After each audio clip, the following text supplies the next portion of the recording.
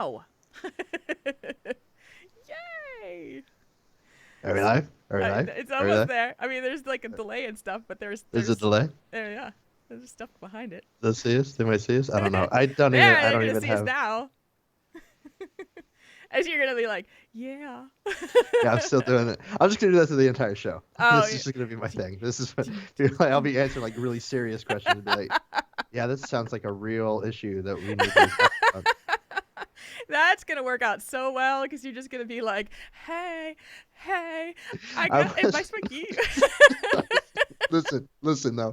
When I was practicing my webcam position today, when I was trying to figure out what I was gonna do with that, I was listening to what is that? Jessie J and Nicki Minaj, the Bang.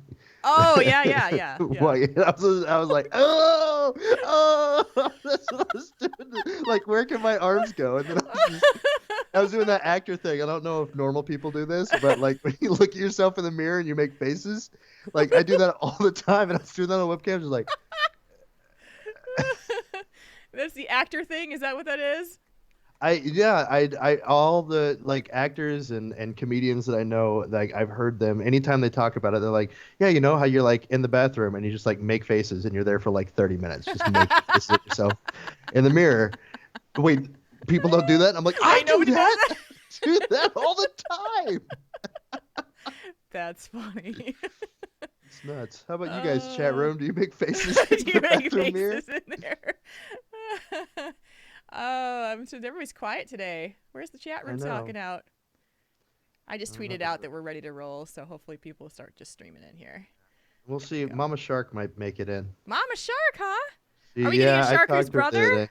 Sharku's bro? He's working. Yeah, Aw, he's boo. setting lights up for Disney World because that's what he does. Chief Fulgen makes faces in the mirror. Oh, Kane did that one time, okay? And he doesn't take selfies ever. And Okay, so he well, just that's a shame. I know. So he decides that he is going to take this selfie, but he takes his face and he just kind of like twisted it in this way that was just like all just gnarled up. And then he took a picture and he texted it to me. And I was like, dude, what? He's like, this is my first selfie. Am I doing it right? Am I doing it right? More duck face, Kane. More The duck anti face. So duck then he sends me, I cracked up. He went to his workplace and he went into the bathroom and he did another selfie in the mirror of the bathroom at his workplace, which I totally recognize because I used to work there. So I'm like, dude, Right. what if somebody walked in? And he's like, I don't care. It'd be funny. Oh man. I tell ya, it's never a dull moment being married to my husband. So, Oh boy. so anyway, how are you, Sharku? I'm great. Yeah. I am. I was traveling this weekend. It's fall break, so Oh that's one of yeah. the best parts about being a professor. It's like days off just randomly. Like we just don't want to go to school anymore for a few days. I'm like, okay, well, awesome. We're not going to school for a few days then. Let's just not do it then. We'll just not. I think it's supposed to be so I have time to grade midterms, but Oh yeah, yeah. No, You're like whatever. I'll do that in my office while I'm bashing my head against the wall. I bring my laptop to the office just in case. I'm like, I wonder if I can open up Hearthstone and play for like 3 hours and nobody notice. It's bad. I So teach, 2006 wants to know what you teach. yeah, I teach theater, Aha. theater history, theater text. Right now, the two courses I'm teaching is text analysis and oh my gosh, I know what I'm teaching. My brain. I can't remember what I'm teaching, but I'm Uh, teaching. theater for social change. Ah, yes. So that one So is like how theater impacts different progressive, like social movements, that kind of thing. yeah, for the most part, that's what I mean. That's basically one of the things that I mean. You can pretty much do whatever you want with that class. I'm focusing on. There's a guy named Augusto Boal from Argentina that created a style of theater that Okay. he called theater of the oppressed. And so we're really getting into his kind of stuff. Actually, what we're doing this week is, have you seen the show What Would You Do? I think so. The Yeah. ABC show. That's the new show where they like set situations up. Like One that I was thinking about is there was a gay guy coming out to his dad in a Uh-huh. restaurant, Yeah. and then they take the reactions of the just general public on how what was happening there. You know, in one scenario, the dad was really angry about it and like fighting the Yeah. guy, but and but then they look at public reaction on that. That is basically Bowl um, invented that, called it invisible theater. So we're doing stuff like that on campus on Monday as their midterm project. Nice. So Very there cool. have fun. Like one group is there's a guy that's going to be smoking a cigarette at a bus stop, and we're going to see how people react to that. And uh, there's going to be a couple fighting in a coffee shop, and the guy's going to get kind of physical. Not anything bad, but like grab her wrist and keep her from leaving and stuff like that, and see how people react to that. And Oh yeah. So this is going to be kind of a psychology experiment in a way too. yeah, it's an experiment. It's to sort of see, and it gets people talking about these. I mean, the smoking thing might not be that big of a deal, but on the college campus, it's a huge deal because just a couple of years they went non-smoking. So it's Yeah, like, and so then it becomes a social norm issue. right, are people going to defend the smoker and be like, because he's like, man, I just had a long day. I just need a cigarette. I'm waiting for the bus. I'm outside. Are they going to defend him, or are they going to and kind of buck the system that way because you're Yeah. not supposed to smoke there, or are they going to be like, just leave him alone, man, just leave him, or how are they going to? Yeah.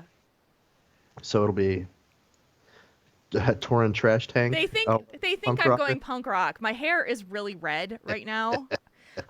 So I laugh because I never plan to do these things. I never do, but then I go see my hairdresser and I'm like, BlizzCon is 18 days away. What should I do with my hair?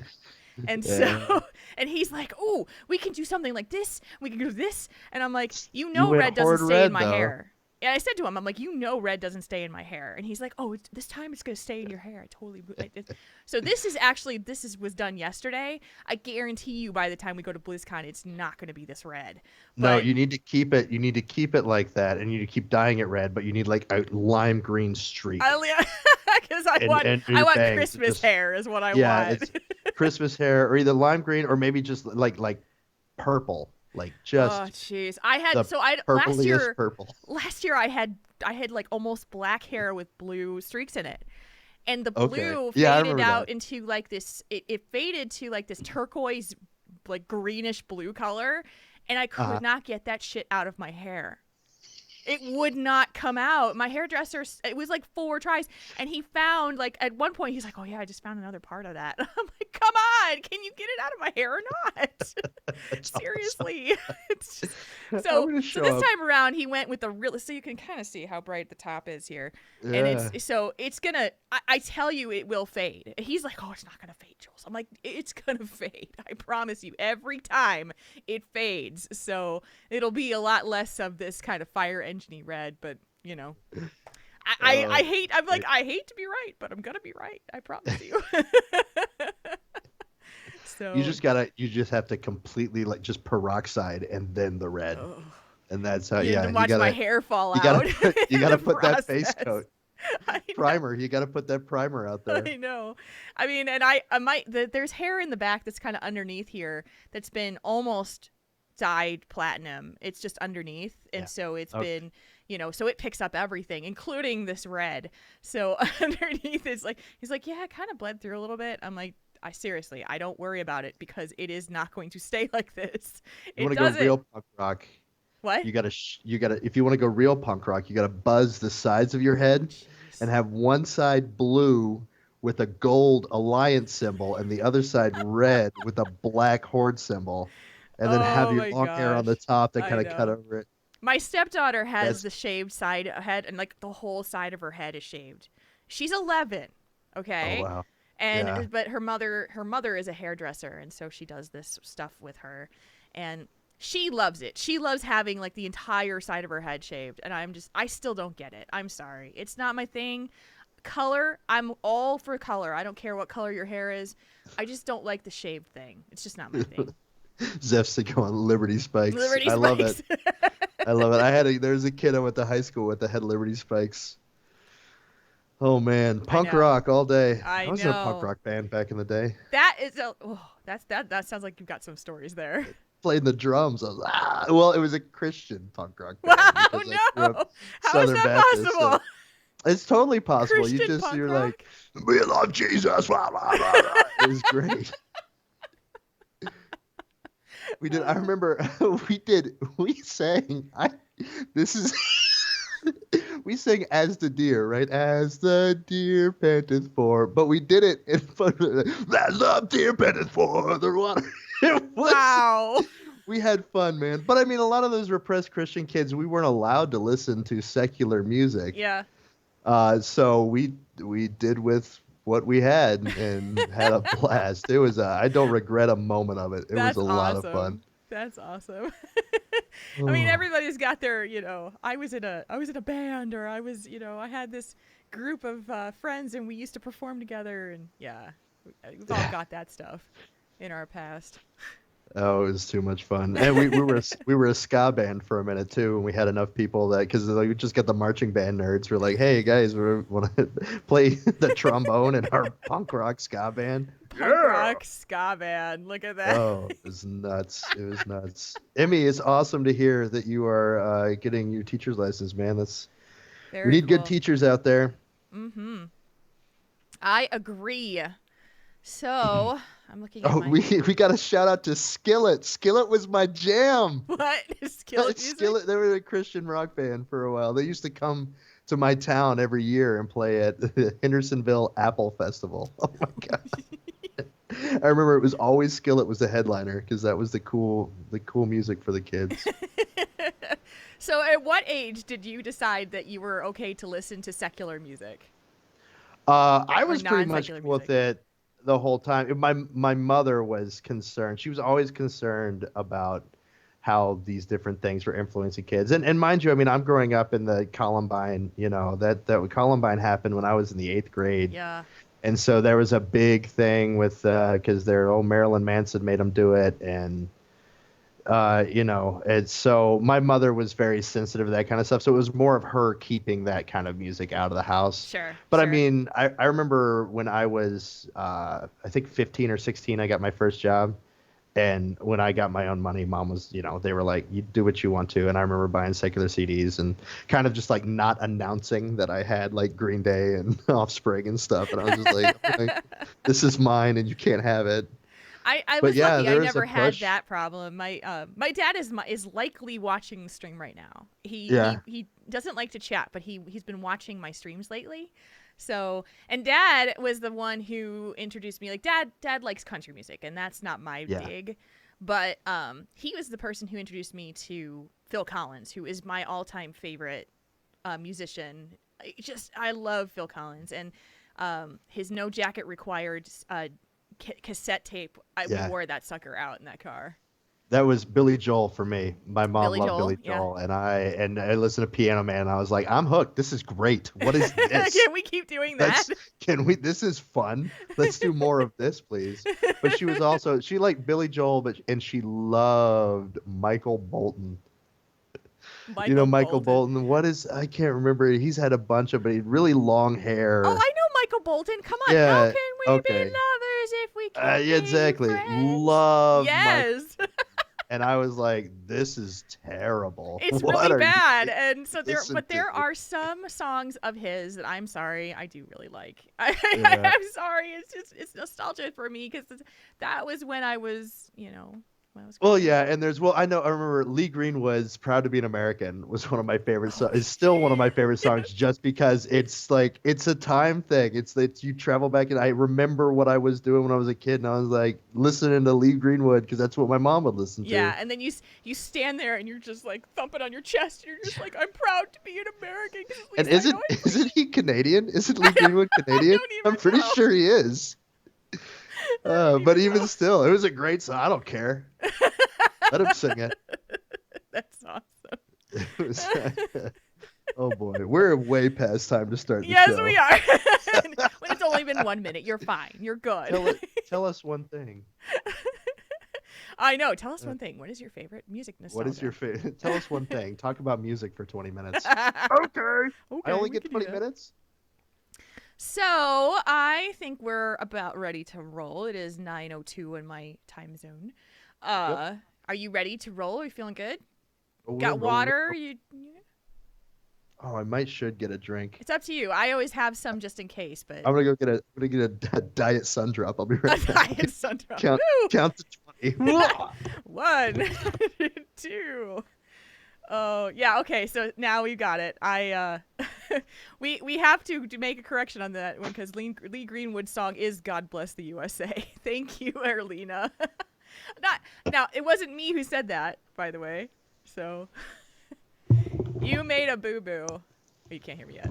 You What'd made I a do? boo boo. Lee Greenwood's song. Erlina said it's "God Bless the USA." Not proud to be an American. God bless the. She is right. Yes. There's 2 different ones. I know. She's good. She's got you. Yep. Here we go. Oh, there's your diet. Okay, we are not sponsored by Diet There's my Central. sponsor. Hi. Keeps me awake past way too long. I We know. actually gotta tell us one thing about that later. Oh, cool. All right. So, stream is running. Recordings are running. I think we are ready to roll. All right. I am going to play. We're going to actually start with another strange intro. What? I don't know what to do. I guess we're just going to have to play it. All right. We're starting the show in 3, 2, 1.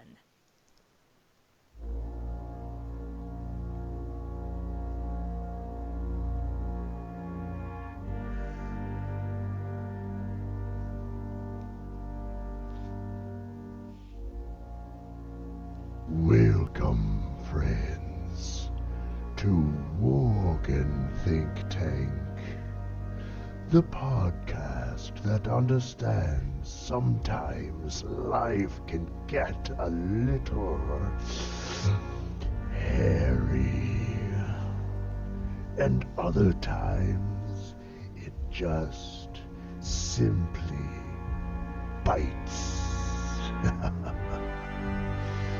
So pour yourself a glass of your favorite moonshine and prepare yourselves for a howling good time.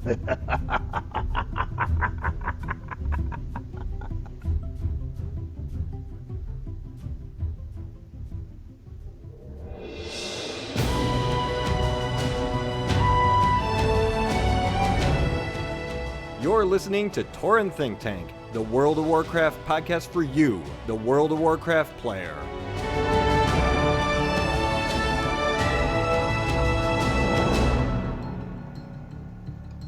Hey, everybody. Welcome to episode 119 of Tauren Think Tank. That is Tauren Think Tank. There seems to be a little bit of discrepancy going on around here.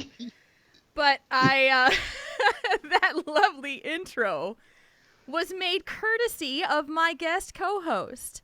Returning for a second round of Tauren Think Tank goodness, tonight I have with me the talented, the funny, the rating, Sharku.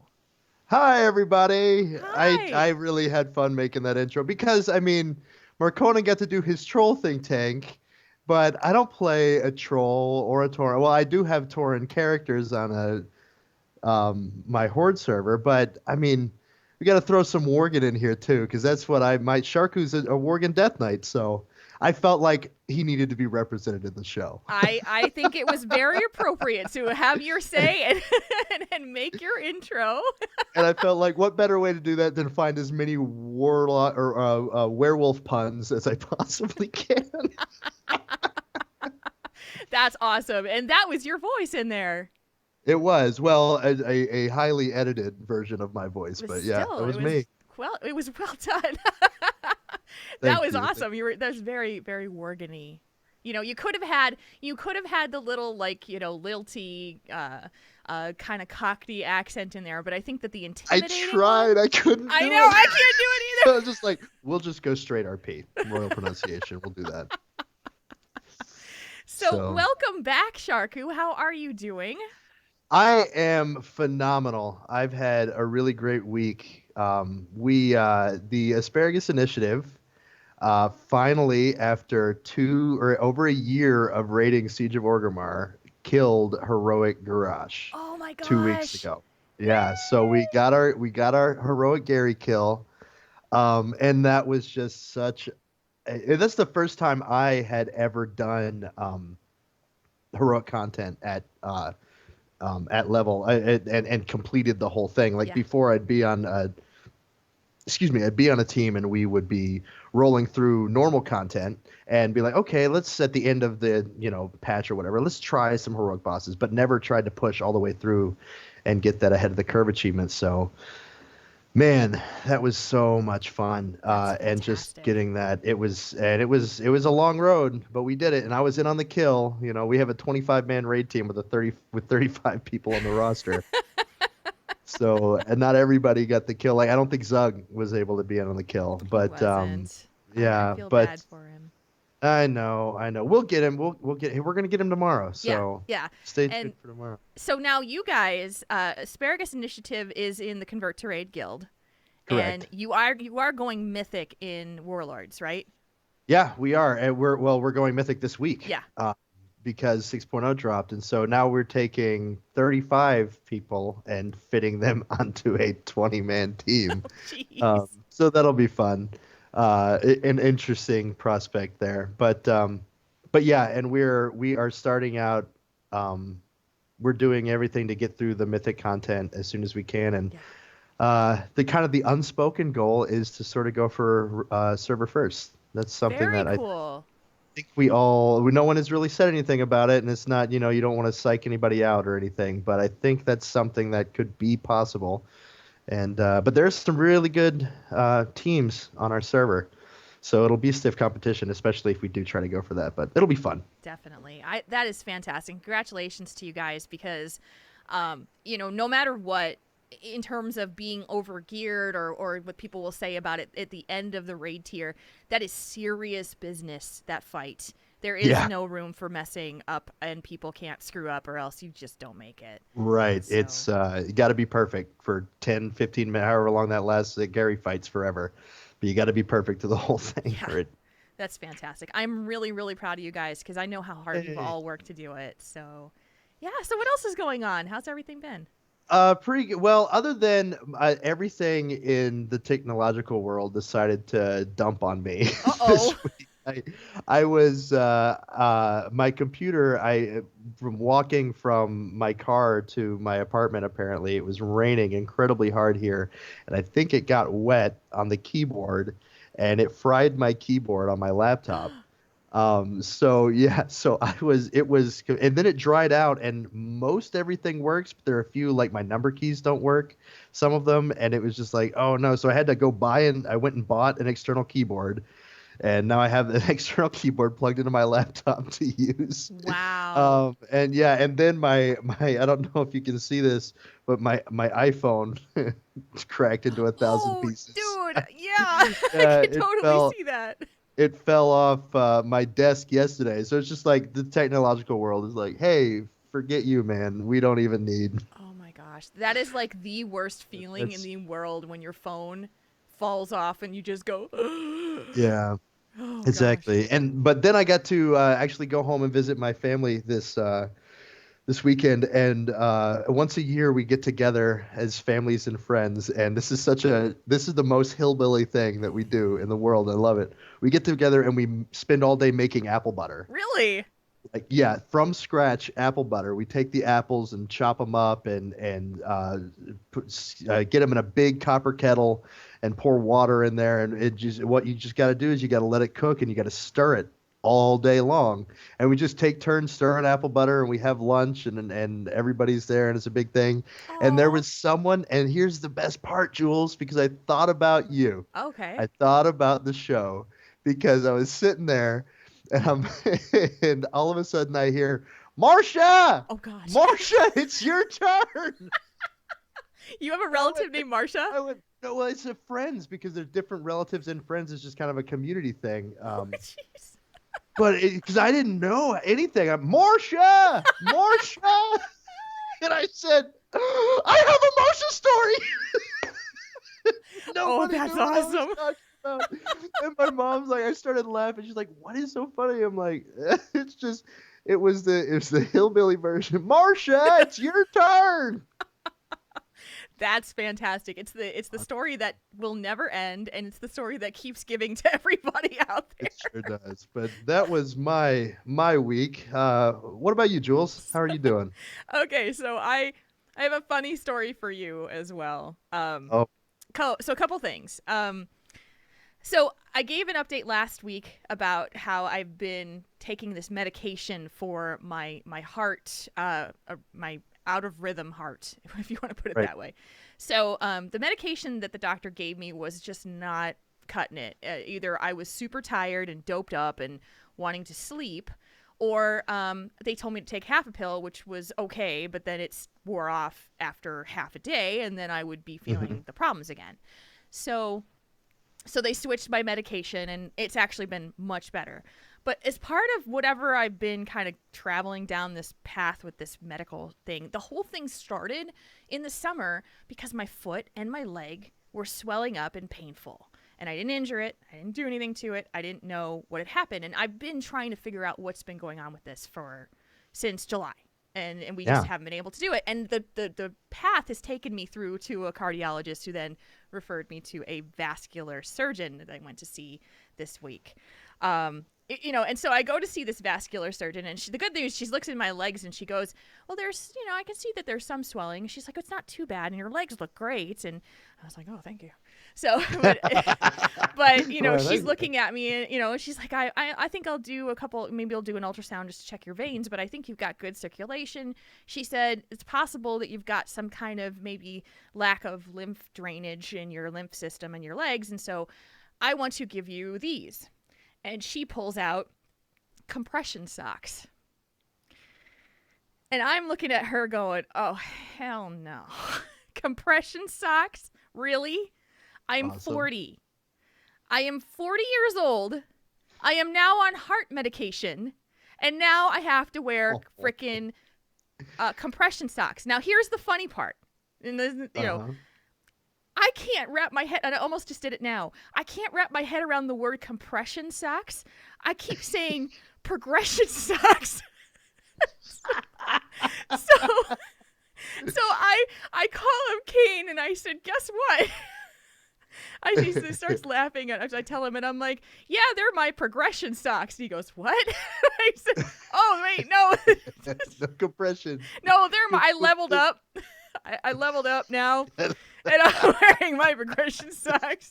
These are your mythic level This socks. is my and so the nurse has to put these on me. She's showing me how they work. Okay, if you've ever worn a compression garment in your entire life, they are the worst things in the world to put on your body because they're tighter than sin. So therefore, it is like when you're a girl and you're a kid, a lot of times you were made to wear tights. And your mom would put tights on you, and she would literally just put you on the floor and just jump you up and down to get you up on them.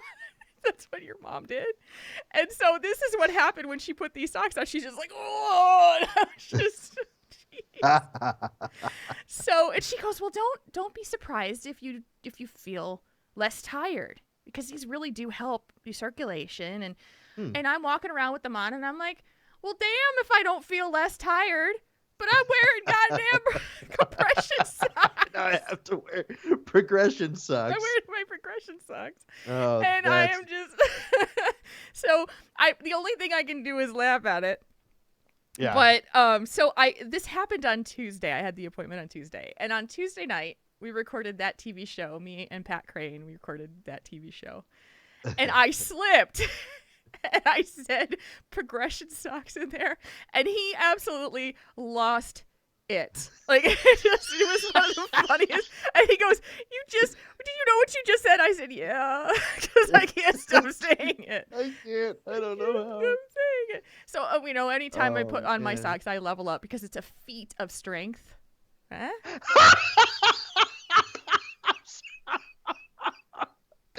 Oh. Thank you. Thank you. I'll be here all night. I'll be here all night. I think puns, first of all, are my favorite thing in the world. So that was unexpected and brilliant. Thank you. Thank you very much. I think it was maybe a bit more of a reaction, but oh man, I'm sorry. No. Feat of You know what? strength. I have to laugh at it because otherwise I will cry. A feat of strength. Perfect. You know what it is. It's just you got to laugh at this stuff. It is So, brilliant. thank you very that much. killed me.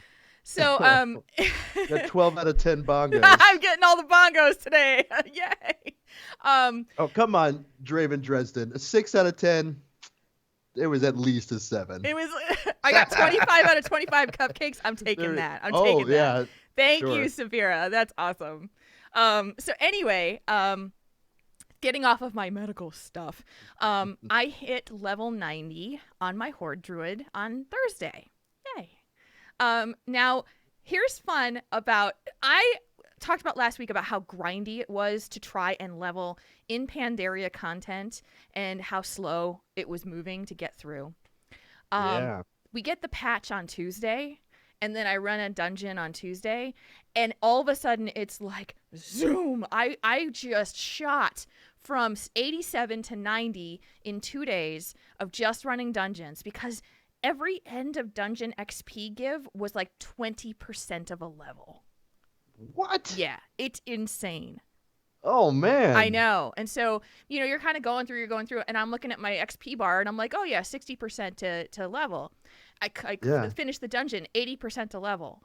Whoa. Like, it's just, I was crazy. So, Oh, man. yeah, so if you're leveling up any characters right now in Pandaria content, 85 to 90, check it out, because it really went fast for me. So, just a little FYI. And luckily, I had a whole bunch of other things that I found out is that the timeless gear, if you have timeless gear that you haven't actually turned into gear, you just have the token thing, those are account bound now.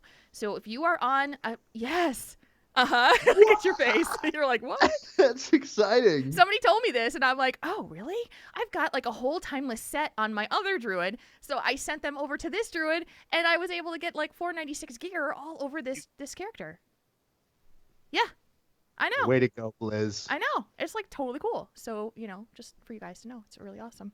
Awesome. So yeah, I've been And really congratulations, by the way, for hitting 90. That is a feat of strength in Yes, itself. I don't know. I tried. There's so my now, callback. I'm representing Tauren Think Tank for reals, yo. For reals. So Do it. Yeah. So, and they're saying it's always been account bound. I didn't know it, and Sharku didn't know it. So apparently, It's always I didn't know. I knew it was account bound. I could trade between my tunes on the server, but I didn't know I could. Yeah. Trade it to other servers. Yeah. So I didn't even know Because it. I If I didn't know it, you didn't know it, then there's probably other people that didn't know it either. So then this is a little bit of a That is PSA. well, news to me is still news. Yes. So they knew. All right, fine. You Very guys good. knew. All right. I was dumb, but somebody told me, and I'm like, really? This is You're like the the coolest winners. thing ever. Yeah. So That is awesome. Yeah, so that's been my time in WoW. I've been having fun with the Hollow Zen quest that started today, trying to get the Headless Horseman mount on every single level 90 I've got, trying to do it. So we'll see if this happens this year or not. But that's what I've been up to in the last couple of days. I have a couple of different things for you guys. First off, we have information about the Signals Media party that's coming up. Yay!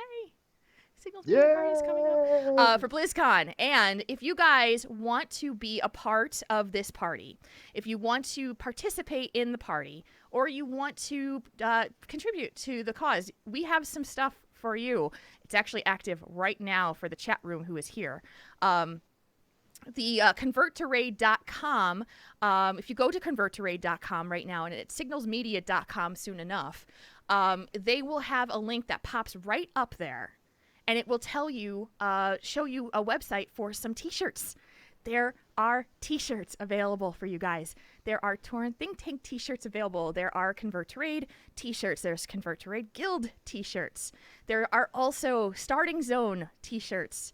And it's really exciting because all of the proceeds are going towards the party. So if you are interested in getting one, you can go there right now.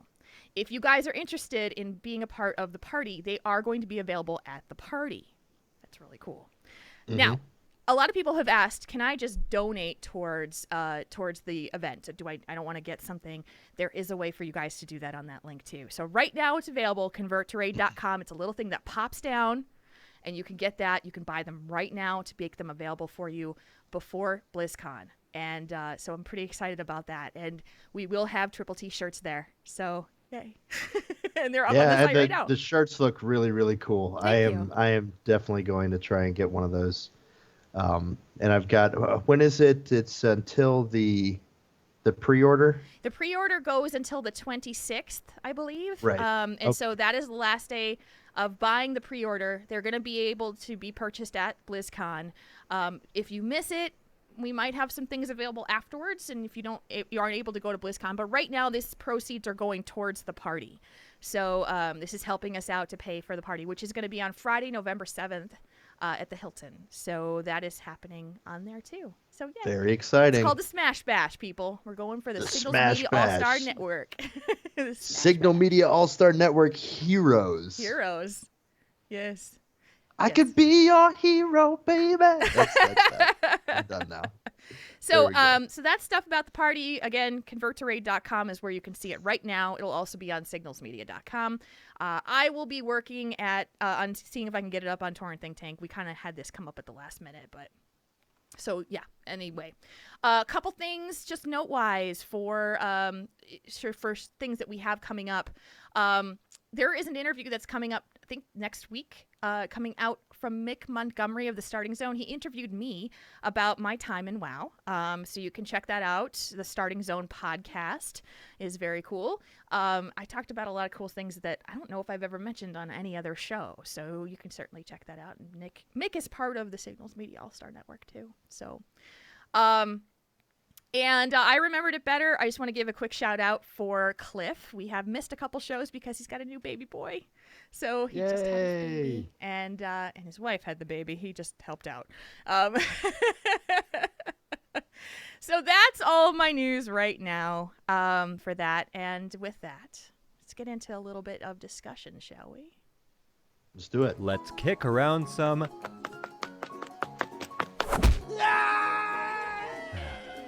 ideas, not gnomes. All right, Sharku. It's time to flex some muscles here. We've got a good discussion topic tonight for us. You ready? Yep, let's do it. All right, here it comes. Yep.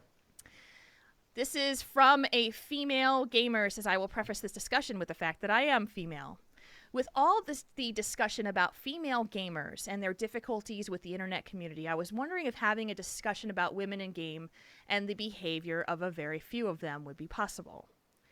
There are a few female gamers who are constantly flirty and provocative with no other contribution to chat other than, I'm so sexy and you should all pay constant attention to me for that reason.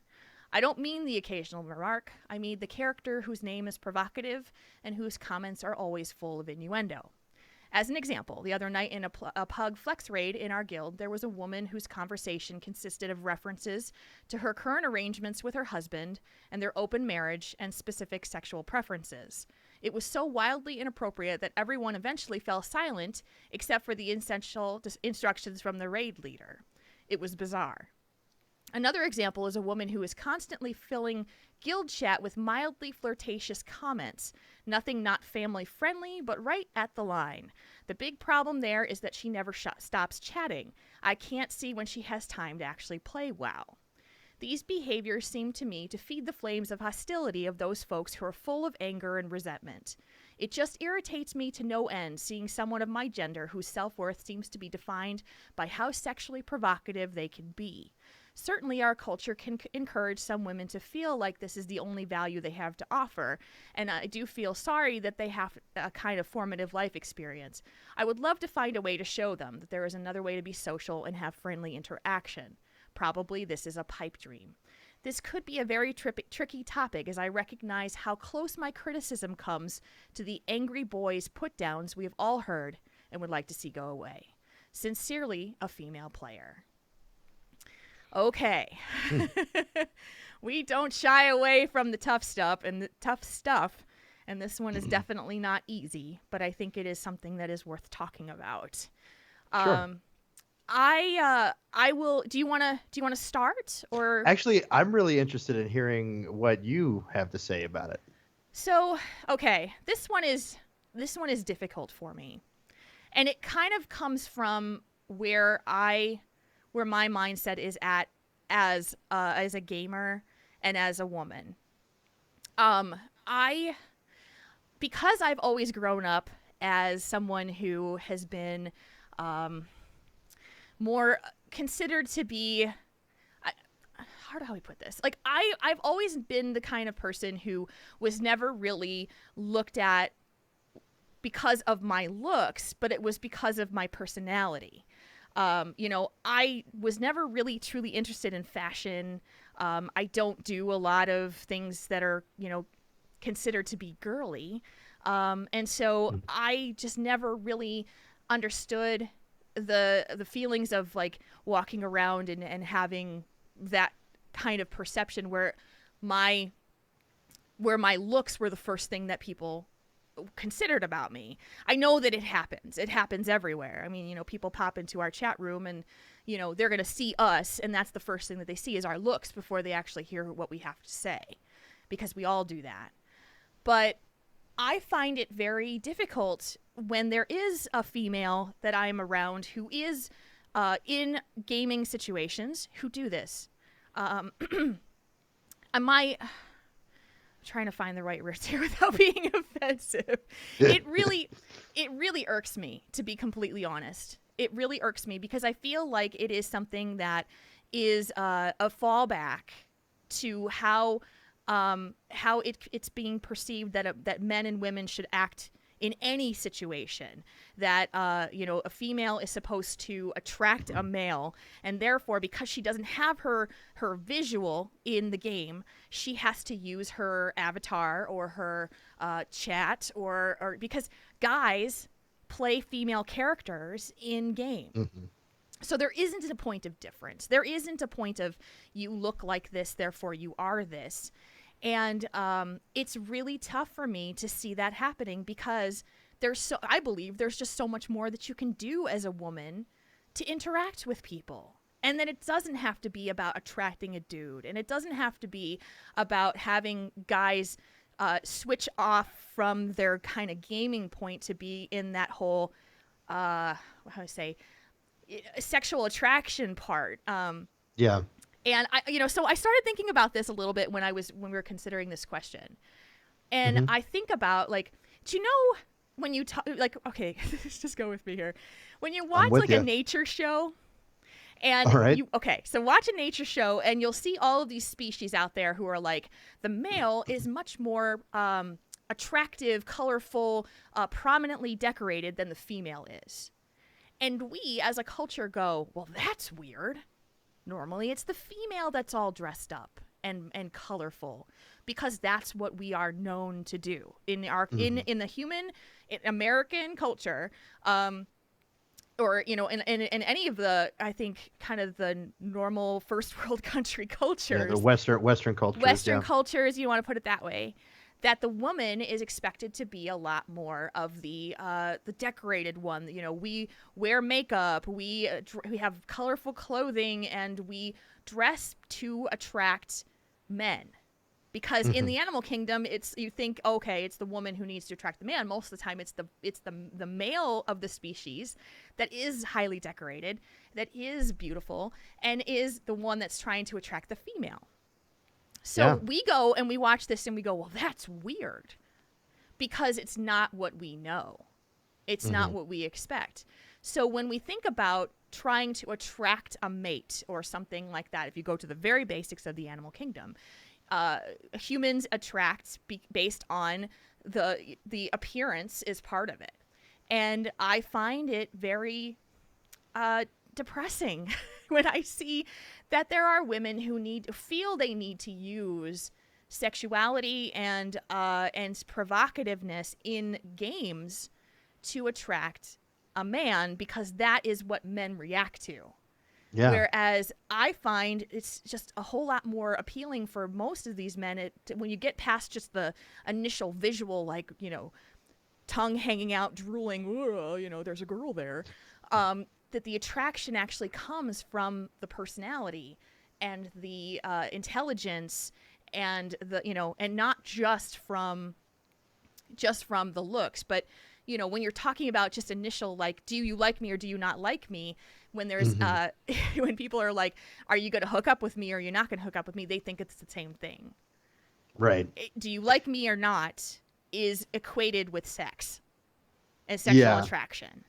So that's where it goes down there. So that's my first point. I'm gonna stop talking for a little bit.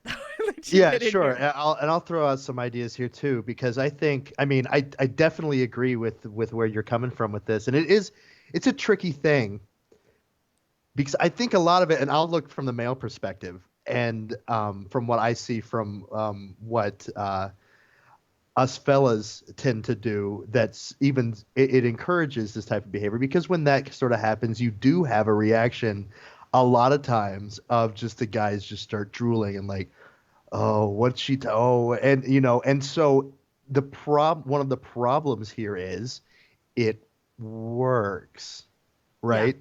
Yeah. There's something that we find those things attractive. And I don't know if there's necessarily anything you can do about that. But at the same time, and then another point I wanted to bring up, because I understand completely how this can be offensive to some people and how this can be just annoying, and like you use the term irked, like it just irks you. There's it's frustrating. There's nothing you can really do about it, but you don't like it. And sometimes I think something that people, when they find out a little bit more about me, when they get to know me a little personally, I have a weird personality. I think about things differently than other people do sometimes. Yeah. I make jokes that or think things are funny that most people don't find funny, just because that's how it fits in my brain to keep me, from going insane. And I wonder if at least some of the cases of these girls, like in the examples that our female player gave us, that they might just be flirty in personality. Yeah. That just might be their personality, and they don't know. It's not that they even really want anything back from it. I mean, probably attention, but at the same time, not necessarily going after a guy, like trying to hook a guy. Because I mean, the internet, you should just raise your hand and say, are there any guys that want to talk to me? I can guarantee you'll get one or two. Yeah. But yeah, I don't know. It's hard for me, because I guess my gut reaction, part of me wants to go, people are just going to be who they are. Yeah. And the way that they are.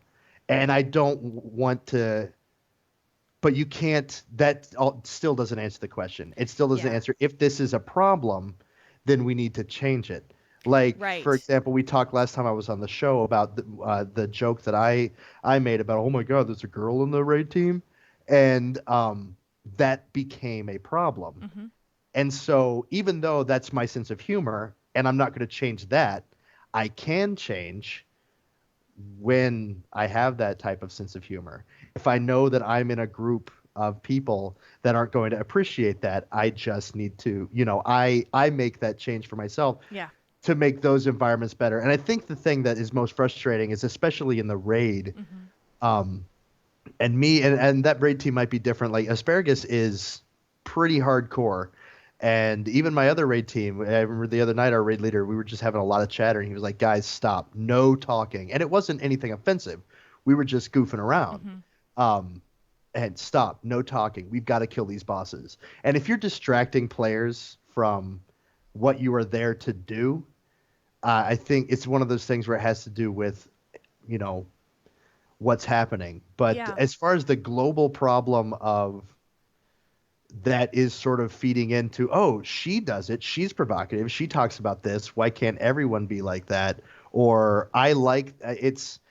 man, there's so many rabbit holes we could go down here. Well, I'm gonna open up one of them, and this could be a little controversial, and so and this is a theory. I don't know if I necessarily ascribe to this or not. Yeah, let's hear it. But I think that for a large proportion of people who play games, who enjoy games, there is a certain percentage of people who may not have been the most popular people or the most attractive people in comparison to the general population. Now, I'm not saying this is everybody, okay? I am not generalizing to that level, but I think as a trend, when people think that gamers are people who are sitting downstairs in their mom's basement wearing sweatpants and eating Doritos and drinking Mountain Dew, there's a reason for that. There's a reason why people have this perception. And I think that what happens in here is that there are people who are, and we see this on the show, there are people who are more socially awkward. There are more people who are not necessarily adept at having conversations with people outside of a gaming world, the internet world. And so in this world, you can be whoever you want to be. You can take on a persona of anybody you want. And it can be very empowering. I remember the first days of using the internet and talking to people through chat rooms. And you can create this persona for yourself that's anybody that you are not. If you are awkward when you are in real life, you are a queen and a goddess in the internet. You can be whoever you want to be. Very true. I think that because it becomes this environment of anonymity and power for certain ways. Maybe a girl who isn't as confident when she's out, maybe she doesn't feel like she's as pretty as all of the other girls that she knows, but she's online and she realizes that she can be that person that she really wants to be, and she can be provocative or say those things or flirt with a guy to say these things to get attention, because she doesn't get that attention when she's outside, and because she doesn't have the ability to or the knowledge to, or she doesn't feel that people find her attractive. So she does this online. Now, I, again, don't say this to be everybody, but the internet does give you the capability of doing this and gives you power. And honestly, when you think about it in terms of men and women, sexuality is power, because a woman has the ability, in a lot of cases, to control a man in terms of sexuality.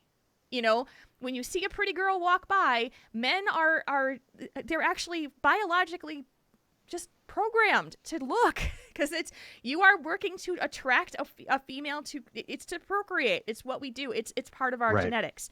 And therefore, a pretty girl walks by, she knows she's got men's attention, and she knows that she can use that. So there is that underlying thing that happens.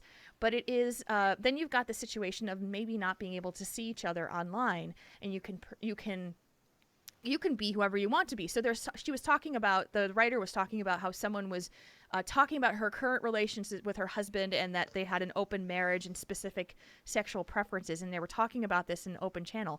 Would you necessarily do this in a party? Like, if you sat down in a party in person and you're like, me and Bob have this open relationship and we like to swing, and would you talk about this? The scary thing is I know people that would. And see, but that's the thing, and there are people that would.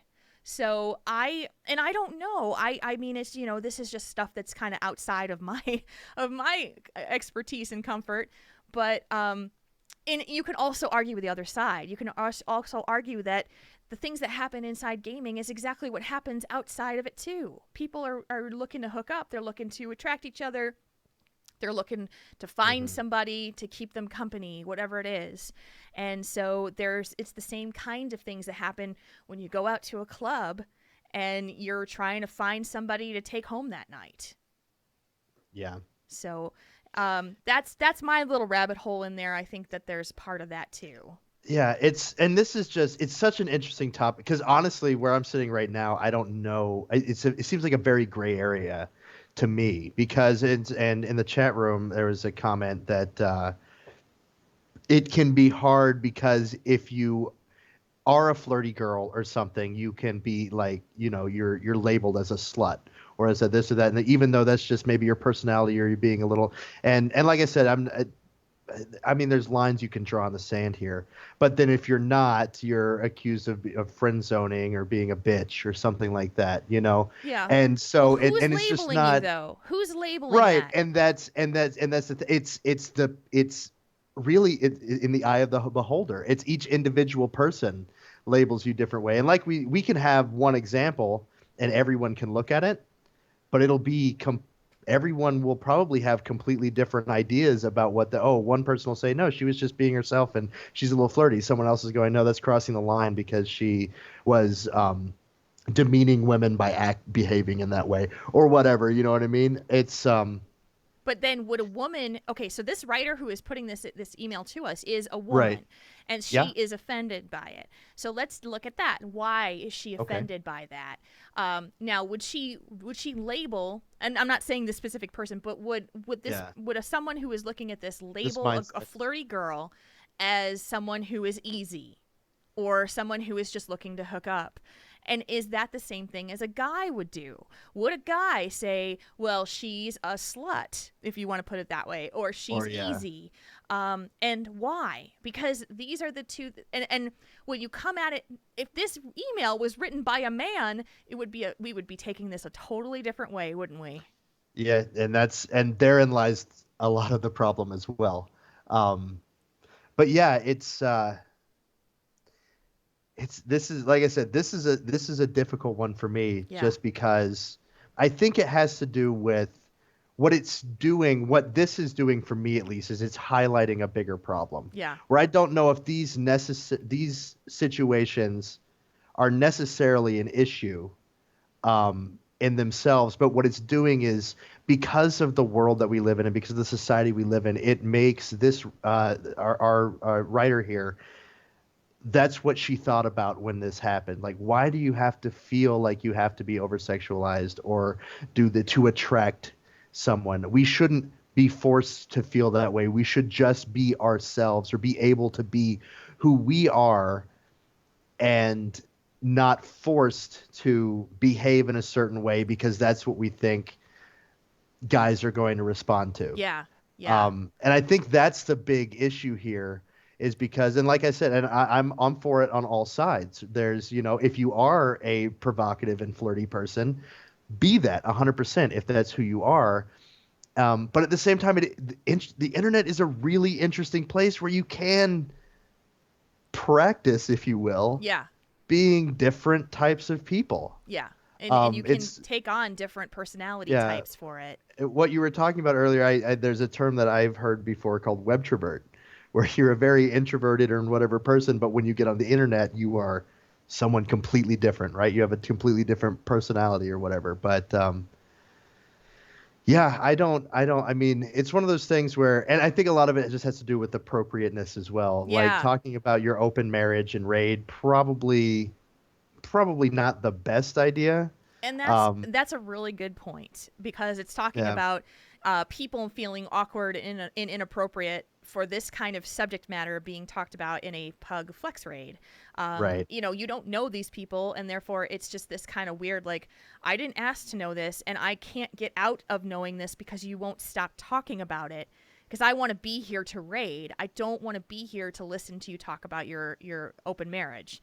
And that's the part of it, I think, is that, some people may feel that they're kind of held captive with that kind of thing, that they don't feel like they can just turn it off or just, walk away from it because it's being put in a situation where you want to be and it's not an appropriate place for it to be. The other part of it, and I think about my own perspective of why it irks me. And the first thing that comes into my head, which I also question, is to say it makes me feel like you're giving females a bad name. You're giving girls a bad name. Right. And why do I feel that way? Because I feel like it's a distraction. I feel like it is something that is interfering with why I am there. I am there to play. I don't have any patience for someone who is just flirting with a bunch of guys where I'm not, I'm not involved in that. Therefore, I am automatically excluded and attention is being diverted from what we were doing or what we were trying to do in the game to an attraction situation where it's like, guys, just go take that someplace else, please. I don't want that to be here. you know, and Yeah. I now don't have respect for you because you're now putting me in a position where I am feeling uncomfortable. It's Yeah. taking me out of what I am here to do. Now, let's say you're in a bar and you're hanging out with the sole purpose of being there. You're a single person with a bunch of single friends and you're looking to find a dude and you're kind of saying, oh, that guy's over there is cute. Look, he's checking you out over there. You know, that's totally different. That's a place where people are looking to have company or find somebody or hook up for the night or whatever it is. And so I feel like those two worlds collide when you come into a gaming situation, and that's why this writer is upset. Yeah, and it's one of those things. And it's also, I hear you talking about perpetuate or making a stereotype, and buying into that stereotype of where the society say, oh, this is how a girl is supposed to behave if she wants to be attractive. And I think that's where the frustrating part, because you're like, no, that's not how it needs to be. That's not how people. You shouldn't have to alter who you are to attract a mate or whatever. Yeah. And that's, I mean, I know a lot of it comes down to, I was thinking about what you were saying earlier about why in our culture do females are the ones that have to pretty themselves up to attract the mate. And really, from what I understand about history, is it comes down to the fact that, not just a little over 100 years ago, most women were seen as property, and men had their pickings, especially rich men.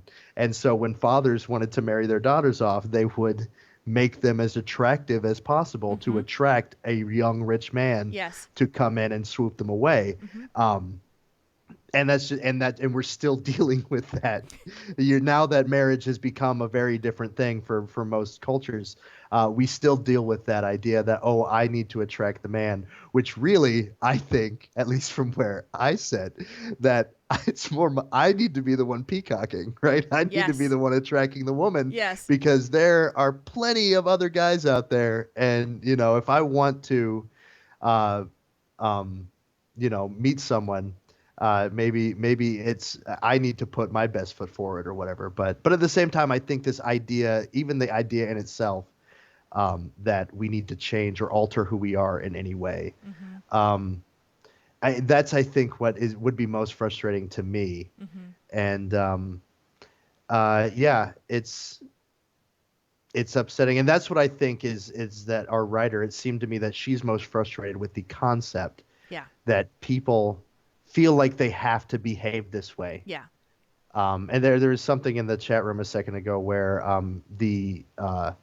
what's important is intent, finding out someone's intent. I just have to scroll up to find it, but that intent is what really is important there. And hopefully, if it is just someone being flirty and a flirty person and has somewhat of a crude and sexualized sense of humor, then that's who that is, because that's who that is. But at the same time, feeling like, the problem is that too many people feel like you need to be that way, I think. Does that make sense? The problem is that you're not going to change people. People are not going to change other people. We can share our opinions and we can talk about how we feel about things, but in the end, it's all about choices that we make as people, and it's about who we just choose to present ourselves to be.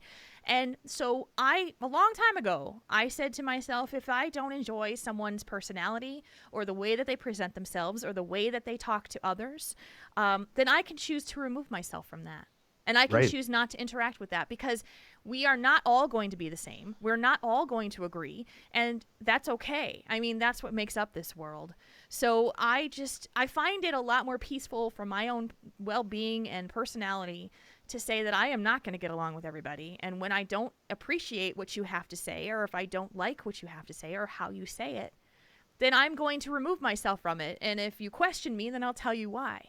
But I don't think that unless it's someone who I've had a long relationship with. But if you're just kind of interacting with people that are, passing in guilds and games and in groups, then you just need to come to terms with the fact that you're not going to like everybody in this world.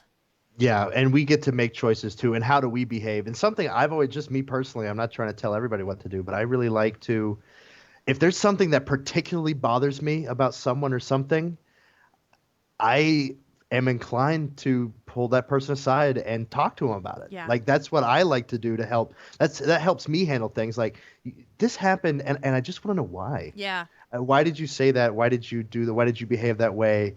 And then you can kind of find out maybe there's a deep reason behind it, or maybe it's just, but at least it's starting a conversation with someone and we're talking about these issues. But yeah, like you said, it's really only ourselves as individuals Mm-hmm. can handle these issues. I was talking a little bit about in pre-show about doing the invisible theater that we're doing, and it's not meant to teach anyone a lesson. And the idea of it is that you basically put on a show that sort of highlights a social event and see how the public react. You're not on a stage or anything. You're in like a coffee shop.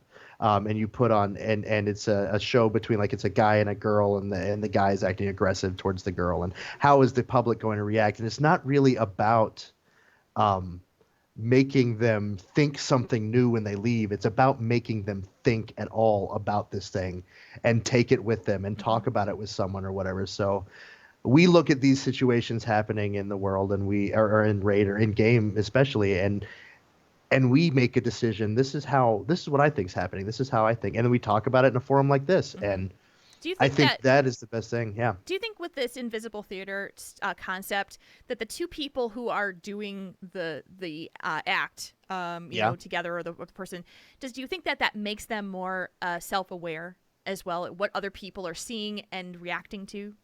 I think definitely when you're because especially the actor that I'm working with right now, he's playing is supposedly a very controlling and borderline abusive boyfriend is what he's supposed to be doing, and he's having a real hard time doing it. But at the same time, when he does, I'm like, you know, I'll suggest little things that, you know, try doing that. When she gets up, grab her hand, or like talk her. And this, he's like, and people were realizing, I think one guy raised his hand. He's like, I talk to my girlfriend like that sometimes. Does that mean I'm Really? controlling? And I'm like, that's something to think about. Yeah. You know, and Yeah. it's one of those things you do kind of become more self-aware and how you're dealing with these situations. And there are things that, I mean, the students in my class bring stuff up that kind of blow my mind all the time, where I'm like, you know what, I kind of do that. I should maybe, but I think that's one of the best things that can come out of this question is maybe we don't have an answer, but at least we've started a discussion. Looking up and down the chat room, there's been lots of comments on one side and the other. Some people say, I agree with that. Oh, I definitely don't agree with that. I don't, but we're starting a discussion about it. And I definitely am not sitting here saying I'm right. I have no idea. This is just where I am today. Yeah. But as we move on with this topic, being something that's difficult and kind of, but I think it can really inform our lives in other ways, and where we go, you know what, this is how I felt when that happened, and I'm behaving in that way right now. Yeah. So I want to stop, and I'm going to choose to, Yeah. So because you bring up an excellent point to kind of close this out, is that self-awareness is something that I think we can all practice a little bit more of. How our actions ripple out to other people, how things that we say and things that we do cause reaction with others. And so for the person who wrote this email, I know that this is something that bothers you, and but at the same time, it's also a looking inside to say, why does this bother me? What is it about it that bothers me? And what am I going to do about it? And the way I choose to look at it, like I said, is that I realize, and I agree with the writer in a lot of cases, but I also know that I'm not going to change someone's behavior, and it's not my place to do so. If it was done directly to me, that's one thing. If I'm just observing it and I'm seeing it happen and it's going around, unless it's bothering me, then, it's like specifically bothering me, then Right. I have to realize that it's something that I just need to either, let live, or, have a conversation with somebody who, if it's directly affecting me. And I think you saying that you would take somebody aside and ask them is a really big step, because a lot of people are just going to let it simmer. And so I think that a lot of strife and difficulty that we have with other people could be alleviated if we take other people's intentions into account, as you mentioned. Why does this bother me? Why does this person do this? And sometimes I step back and I say, why does a person act this way on social media? Why does this person constantly talk about all the bad stuff that happens in their life? For an example, because they're looking for someone to comfort them. They're looking for someone to give them attention. They're looking for someone to make them feel just a little bit better. But honestly, it's probably not going to do that. And I have to say, well, I wouldn't do it this way. I wouldn't do that. I wouldn't say this, but that's not me. I'm not them. So it's the same thing on everything else. You have to remember, they're not me and I'm not them. So I can't make them do anything. But shows like this, discussions like this are things that get people thinking. And if you do think about the ways that you act and say, maybe that is what I do, then maybe it's a time to take a step back. So I think that invisible theater example is excellent. Yeah. And it's like, I think it was Gandhi that said, be the change that you wish to see in the world. We can't change the world, but we can change ourselves. And if we all change ourselves, that is going to change the world. So there you go. That's what we got with that one, I think. I think it's perfect. Thank you so much to our writer for sending this in. I hope this was helpful to you and that we got you guys thinking about it. So so I'm gonna bring on I have a little bit of music to play. It's gonna be nice and quiet to play in there for for a little bit of Doghouse Systems, talking about Doghouse. Hey, guys, if you're going to BlizzCon, I just heard that Doghouse is coming to BlizzCon, and they're going to be there, so you'll get to see some of the rigs in person if you're going. I believe they're hanging out in the Jinx booth. So I am excited. I'm excited to go and hang out and see everything at BlizzCon, and also to stop by and say hi to Kim. Kim Price is going to be there. At least I know that. And you could take a look and see how cool Doghouse is. They are also not only the best gaming PCs that are out there, and also the best service that I know about, unless there's something different. They are also going to allow you to customize your PC so it looks just the way you want it. You want an image on the side of it? You want a Triple T logo? Put one on there. It's pretty cool. So the best offer we can give you for this is great. You can get double the memory on your brand new gaming system. Go to doghousesystems.com and get that Triple T TTT code into your cart, and then you can get double the memory. So thank you, Doghouse, for your support of this show, and thank you guys for the support of our sponsor. All right, let's do a little. How about we do a little think tank? How's that sound? Let's do it. Let's do it. Tauren between options? Let Triple T help you sort it out.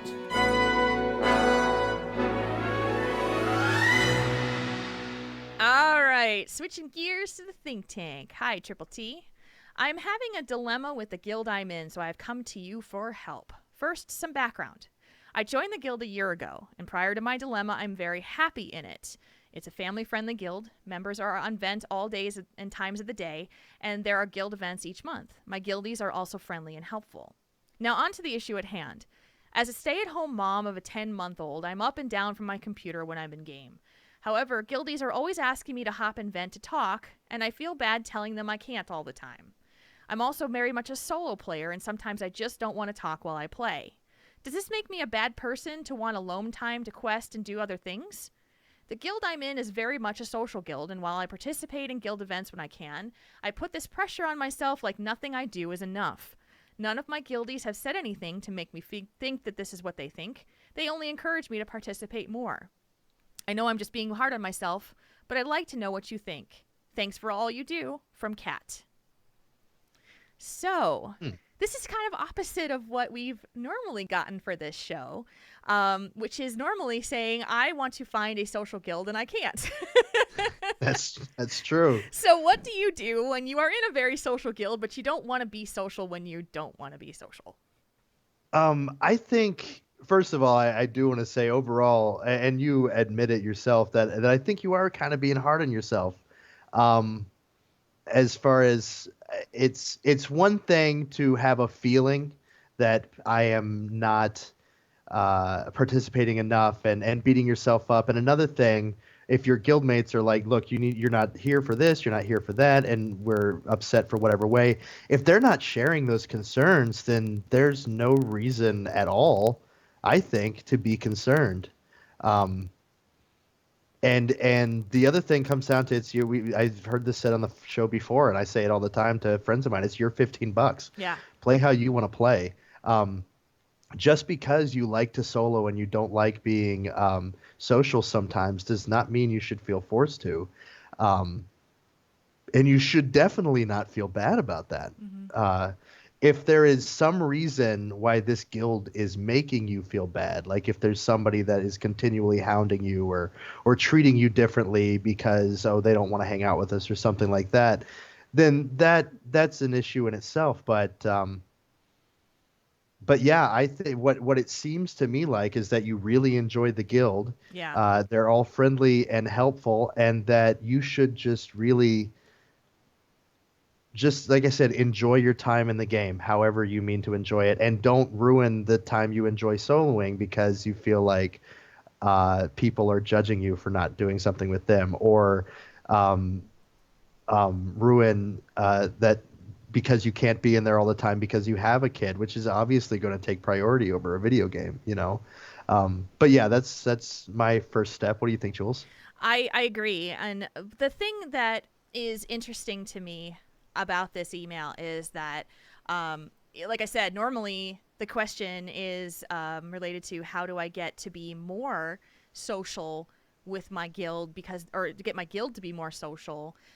So this is kind of an opposite problem to what a lot of people have experienced. And I think that what Kat is dealing with right now is this feeling of they're not going to like me if I don't interact with them like the way they want me to.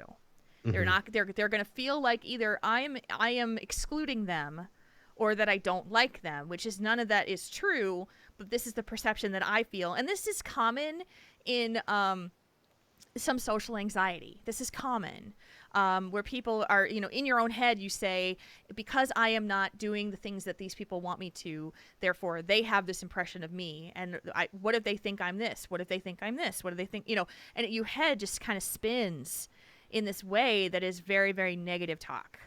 And so I think that Kat's doing that to herself. I think that she is, she's making herself feel bad about something that isn't necessarily a situation in itself. Now hopefully I can make her feel a little bit better. I am not that comfortable sitting down in a group vent or mumble channel with 5 or 6 people or 10 people or 15 people just sitting there and chatting, because I like my quiet time too. When I'm playing the game, I'm listening to a podcast or some of my own music, or I'm just kind of doing my own thing and I'm not really paying attention to something else or somebody else. And sometimes I do. I mean, I've done it in the past where I've hung out, but I kind of see it as my quiet time, my fun time, and it's not, and it's okay. I mean, but I feel badly because people say to me, you never hang out and mumble, you never get a chance to talk to you never, and I just like, but I talk all day. I talk to people all the time.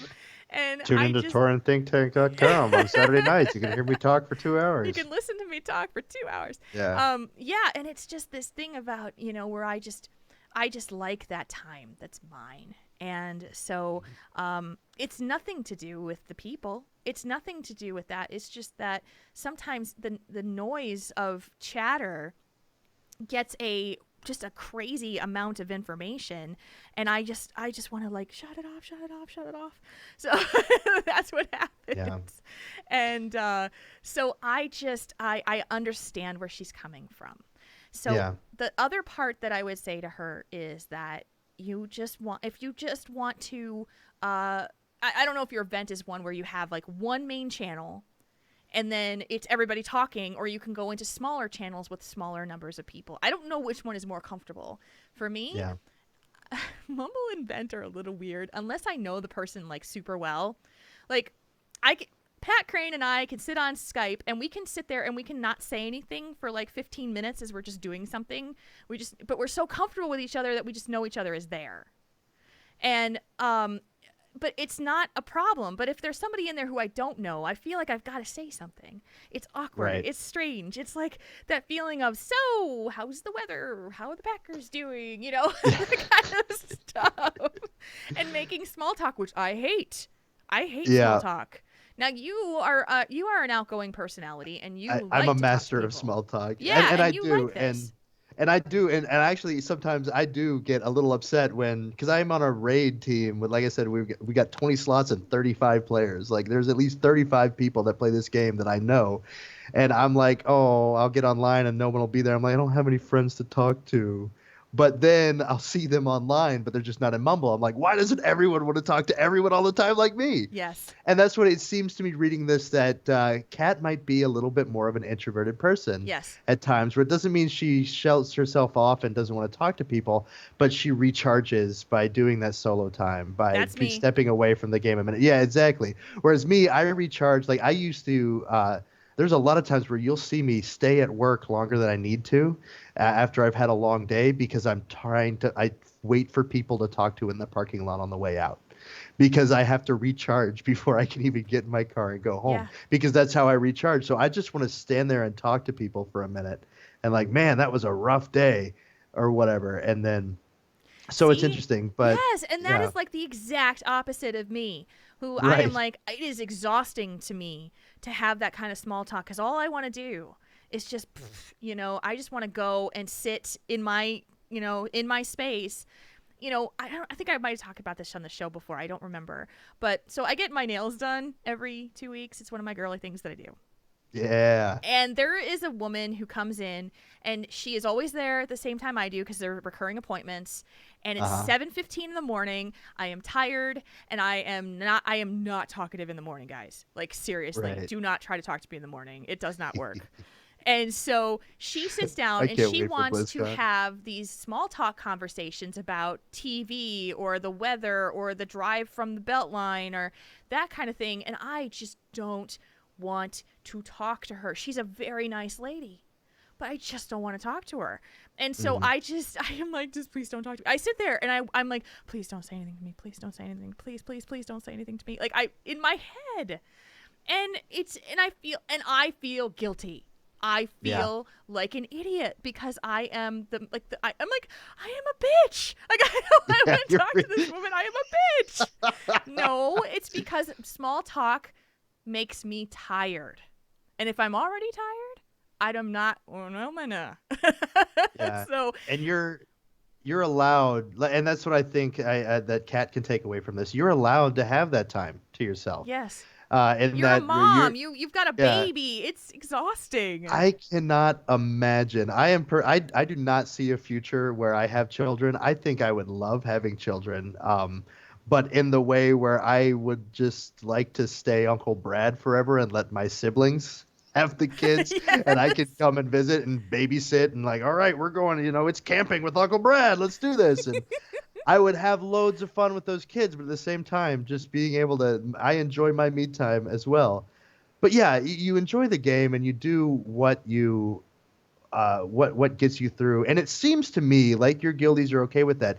And it might be something where, especially if you are more of an introverted person, you're probably not very confrontational anyway. Yes. But Good saying point. something to, especially either the guild leader or the event planner or something, be like, I really do enjoy going on events with you guys, and I know I don't make it all the time, but I really do like it. I just need me time, and I've got I've got my kid, and I've got these other things that are also very, more important to me in the game.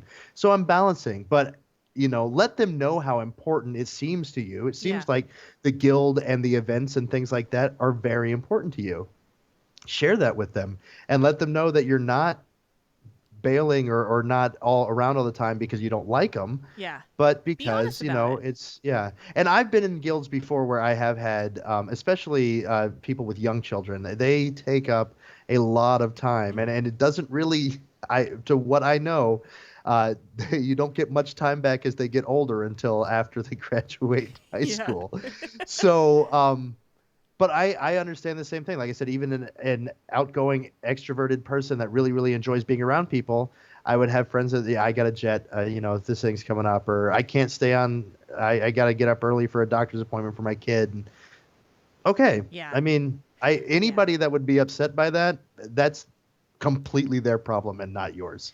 Yeah, and I think that's an excellent point that you just made. I think that there's a feeling of an extrovert or people who like to be social would feel like there's offense being taken because you don't want to talk to them. And honestly, it's like for you, Shark, you'd be like, Yeah. okay, I'm just gonna go talk to somebody else. It's just it's Yeah, not sure. it's not Who else just- is on? who else can I talk to? Yeah. But I think it's also recognizing the differences between people's personalities. You can talk to me. Like, I go to BlizzCon. I'm there for 5 days because I go out there on Wednesday, go back Sunday, and I am fully mentally prepared to be talking to people all day long because that's what I've mentally prepared myself to do. Yeah. And so, that's the thing. And so if you're in a position where everyday life is just kind of distraction and needing to take care of your child, then you just need to let them know, I'm just taking care of the baby. And even if you just let them know, if you've popped on to vent and you just get up a lot, just let them know. Right. AFK, I'm back. AFK, I'm back. If you want to. I do People that on understand. laundry day. You do that on laundry day? Yeah, exactly. I'm like, hey guys, we're hanging out, I'm playing, and buzzer, be back. Yeah. That's me on Sundays. Anybody who whispers me on a Sunday most likely gets like a long delay before they get a response. Like, sorry, folding laundry. They've already logged out, and you're like, oh hi, this player. Hi, is not I've been in. gone for 3 hours. Sorry. But I think it's also an internalization that happens for people who are afraid afraid that people are going to think that you don't want to socialize with them when you are just not interested in having any social contact at that time because of whatever's going on in your life. And so, Kat, this is something that you're taking on yourself, and it's your brain telling you things that aren't really possibly true. So if you can find it in yourself to tell the people, tell them the truth. Like, sometimes I just like to be by myself. It's nothing to do with you. It's just me. I would think that there might be some other people who would agree with you on that, would feel the same way. And then unless it's like a full guild of Sharkus, and then you're screwed. So That sounds terrible. Who would ever want that? I can't take one Sharku. No, but you hit the nail on the head. Long story short, enjoy the game you want to play. yeah, exactly. have And fun. don't feel guilty about it. Yeah, definitely don't beat yourself up or feel bad about it. I mean, it's and even like I said, worst case scenario, it comes down to where you someone is actually being negative towards you because of how you choose to play the game. Then you move on and you find somewhere that you can play the game. It does not at all seem to be by what you're telling us here that that's the case. But And just enjoy your game. Yeah, perspective, Kat. There are people that would kill to have what you've got. And I'm not Very saying true. that as a lecture. I'm just saying there are people who write us all the time who are interested in finding exactly what you have. And so be happy with it, be excited with it, but don't feel like you have to conform to whatever that is just because you have the best of both worlds. You can be social when it's there, and you don't have to be when you don't feel like it. So you put yourself in a really good position. Yep. Yeah. So that is our think tank for tonight. If you know an introvert or an extrovert in your life and you're kind of opposite of them, this is a chance to take yourself outside of your own head and understand where other people are coming from too. So, all right. True that. Now we get to have a little bit of fun with some Tell Us One Thing. We haven't been having fun already? I know. It's like it's more fun time, Shark. More fun. We read your submissions because reading your mind would just be creepy. And start us off, sir. From Lord Melvin, what is the one thing in WoW that makes you play longer / stay up later than planned, Jules? Rating. Rating. Okay, who has been in this position before? It's raid time. It's 11:30 or whatever it is, which is your raid time, and someone goes, "Okay, ready check if you want to make one more pull." Yeah. And I am always the one who like, "Screw you, hell no." No. I hate that. Because I'm Okay. just like, at that point, I'm just like, unless it was like a 1% wipe or something and we were super close on progression, which is, that happens, but not all the time. So I'm like, no, it's time to go to bed. Yeah, that's very good point. I see. For me, I think very similar to the think tank question we just had. People, Oh, you people get into a keep me up conversation. later. Yeah, I'll get into a conversation, or I'll be like about to log. And like, all right, guys, no, no, let's do this dungeon. No, no, hey, hop over to D3 and help me do this, or hey, let's play some Hearthstone. Come on. And all right, okay. And especially being on the East Coast, and a lot of my friends are West Coasters or whatever. It's only 11 o'clock there. It's 2 a.m. where I am. So. But I will definitely stay on way later than I need to because I'm hanging out with people or just running one more BG or something. Yeah. I had to stop staying up, until all hours of the night playing WoW because it was starting to affect my, my job situation. When I had that kind of Yeah. thing. Oh yeah. I mean, back in the day when we used to raid till 2 o'clock in the morning, and I'd have to be at work at 8, and it would be like, oh my god, no! Why am I doing this? This is because the raid leader was a Pacific Coaster, and so that's why we stayed up so damn late, which was stupid. Yeah. It was really dumb to do that. We raid that late on the AI over here, and How do you do it? yeah. I have no life whatsoever. I go to work like a zombie, and I make sure that all of my pre-work gets done before I raid, and then I know that I'm not going to get much sleep, and then I just wake up and muscle through, really. But That's funny.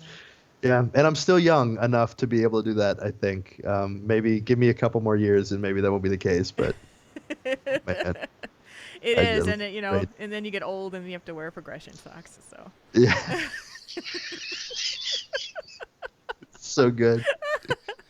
So good. From the creepy one.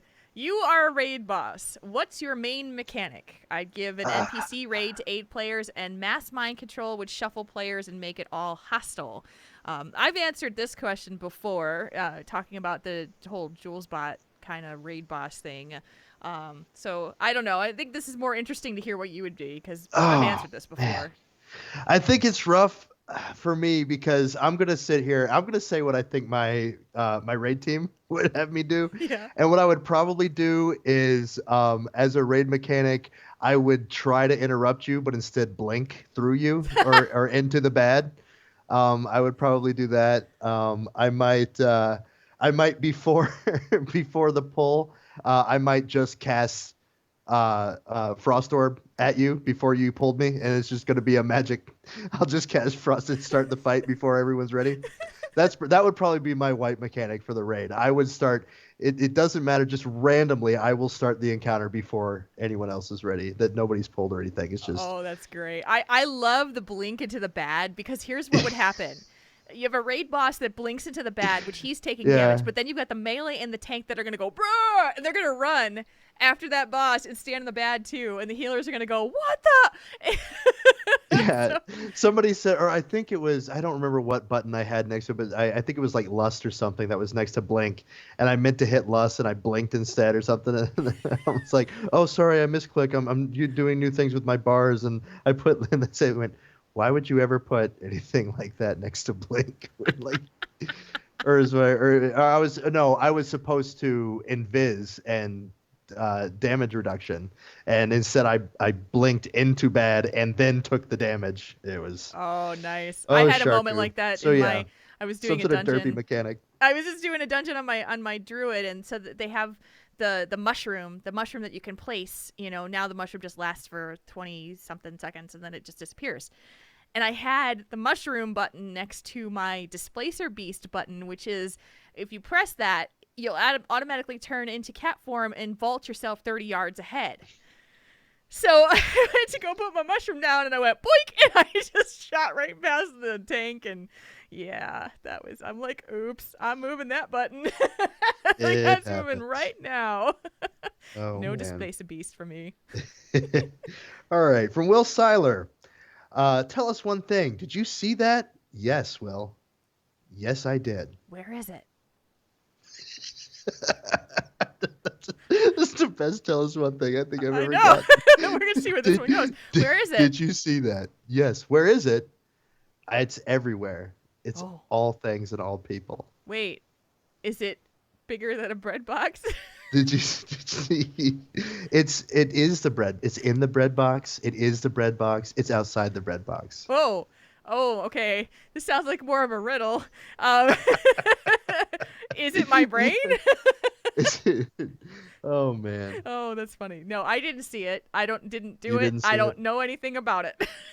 Yes. Because you Yes, know Will what? When Silently. you don't I know, you just saw it. say, nope. And it was incredible. You guys gotta check it out. Yeah, this is only gonna go bad things. Okay. From Gray Warcraft 101, what is the one thing in game? What is the one in-game item that, looking back now, you wish you hadn't deleted? Oh, that's a good one. Yeah, I'm going to say this is also just going to show you guys how derpy and terrible I am. I played a Frost Mage all throughout Siege of Orgrimmar and all throughout Mists of Pandaria, really. And especially Siege, we only needed our 2 set was really the only thing that was good for us as far as tier gear. It wasn't worth getting the 4 set, and I could get other gear in that slot that had better stats for me. So I didn't have the 4 set, and this 4 set would drop, and it would get sharded before I would even pick it up, thinking I'm never going to need my 4 set. I have better gear, and I will upgrade gear later. Yeah. When we get a new tier and boost to 100, then I'll just upgrade all my gear, and I will never, ever, ever need my 4 set because I'll be Frost until we go World WOD, right? Well, now Frost is not very good in 6.0 for me, and Arcane and Fire have been a whole lot better, but Arcane and Fire need the 4 set. So I'm pretty sure I even won my tier pieces before and vendor trashed them for gold. No! That makes me Because so I sad. didn't need them, and now I really, really need them. So right now in the game, that is the one in-game item that I wish I had back. That is okay. That's really pretty good. devastating. And that is devastating. I'm And like this is a little heroic. This is heroic, or what now mythic level gear. It Yeah. was mythic level tier that I was like, vendor trash it. I need the 50 gold. and you're like, I need Sharku. gold more than I need gear. Oh yeah. Okay. Sharku. Poor Cal. Never vendor. I did. I look at it and I'm like, I really cannot think of anything that I am sad that I deleted because I am so not a pack rat at all. And to the point where I just don't save stuff. I don't. And so I'm like, I don't know what to do about a thing that I deleted. If I deleted it, it's because I really didn't want it that bad. Mm-hmm. I can't think of anything because honestly, it's like if I deleted something that I didn't need or want, then I would have just cared and kept it. So I don't know. Yeah. I'm really stuck. I don't think I can come up with anything. I'll think about it. If I come up with something else, I will. But I'm really lame here because I am such a. I just get rid of it if I don't want it, and it's just done, and I don't think about it again. I wish I could do more of that at home, but I wish I could do that. But okay, next one. Alrighty, is that me? Yeah. Yeah. Okay, Ray Bradshaw. Yeah. Yep. Ray Bradshaw asks us, "What WoW collectibles do you collect?" I have the prototype of the Blood Elf Paladin. You know, I don't have. I have one large. It's this. It's over on that side here, and I can't display him because I don't have a shelf back here. But it is one of the Tauren chieftains that I got from a. One of my coworkers' husbands used to play WoW, and he stopped and he used to collect these things, the big ones. And so he gave it to me because he wasn't going to keep it any longer. But I don't really collect a lot of stuff. I think we talked about that already. I just don't collect a lot of the things. I do have on my desk right here. I'll bring her over. Is a Draenei. Should I bring her up to the camera? It's a Draenei figurine. She's pretty cool, and I think she's kind of like the priestess. That kind of thing. She's pretty cool. So she's on my desk here. This was also a gift from my coworker's husband. So. And that is awesome. Yeah, so she hangs out. She's very fragile though. She's already lost part of her armor. So So I laugh because I'm just like, oh, okay. And then here's I'll show this too. I had this made for me. This is a little Taragosa pet.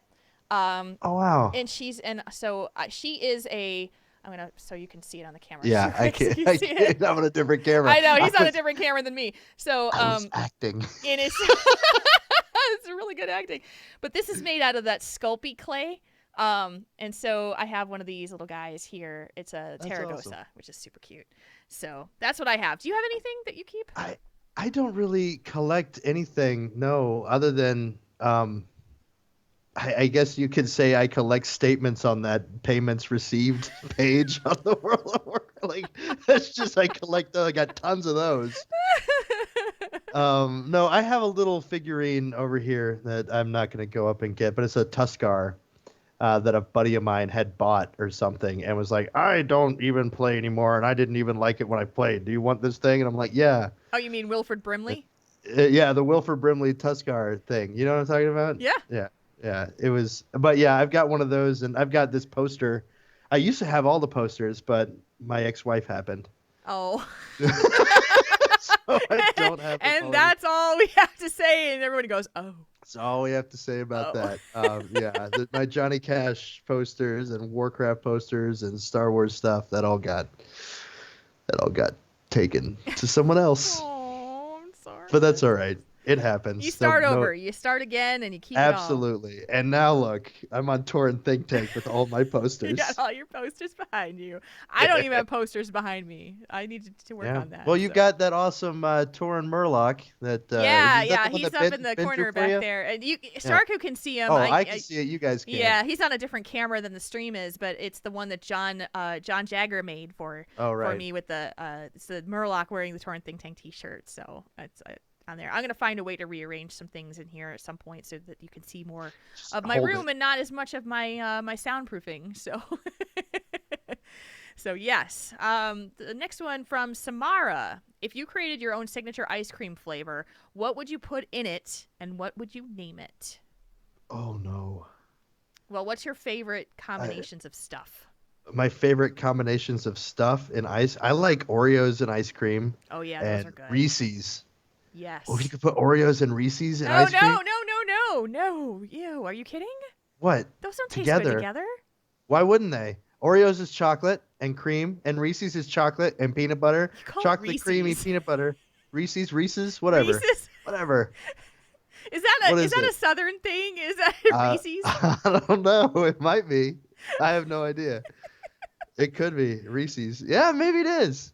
I don't know. Does everybody around you say that? I guess.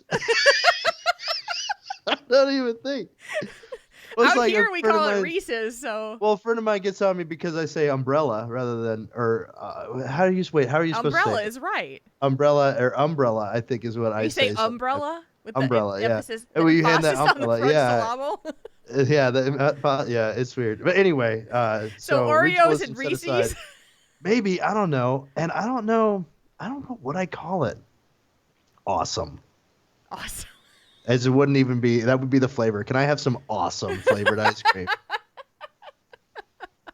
I would have to think for a while, put other stuff. I'd probably just put everything. I do this sometimes. I'll go to like the froyo places or whatever, and they, it's by the pound, and you just put your frozen yogurt and then all the toppings. And I'll just literally like scoop of this, scoop of that, scoop of this, scoop of that, and just go all the way down, like chocolate sprinkles and nuts and fruits and. Oh God, how do you eat that? You're a 12-year-old. That's what it is. No. How do you do it? And you know what I still do to this day as well? Suicides at the soda fountain sometimes. You're Where you kidding put me. these little bits of every flavor soda into the thing. Dude, Just have you it's seen more those? of a nostalgia thing, but Have you seen those soda fountains where it will mix it for you? Have No, you seen what? this? Okay, No, I don't know if haven't. I thought you were talking about the ones with like the million, like there's a million different flavors. Well, there are, but the thing is that it's the ones that have the computer screens on them that you can actually tell it to put this flavor and this flavor and this flavor and this flavor in it, and it does it for you. Shut up. You haven't seen this? I've seen them, but I didn't know you could do that. Oh, of course you can. So, like, you want it like let's say a Dr. Pepper, but you want like a vanilla cherry Dr. Pepper. So you can add like Dr. Pepper, and then you can add the vanilla. Oh, and the vanilla cherry. Yeah, and I've then seen that. vanilla But I didn't... and cherry, and put that in there for you.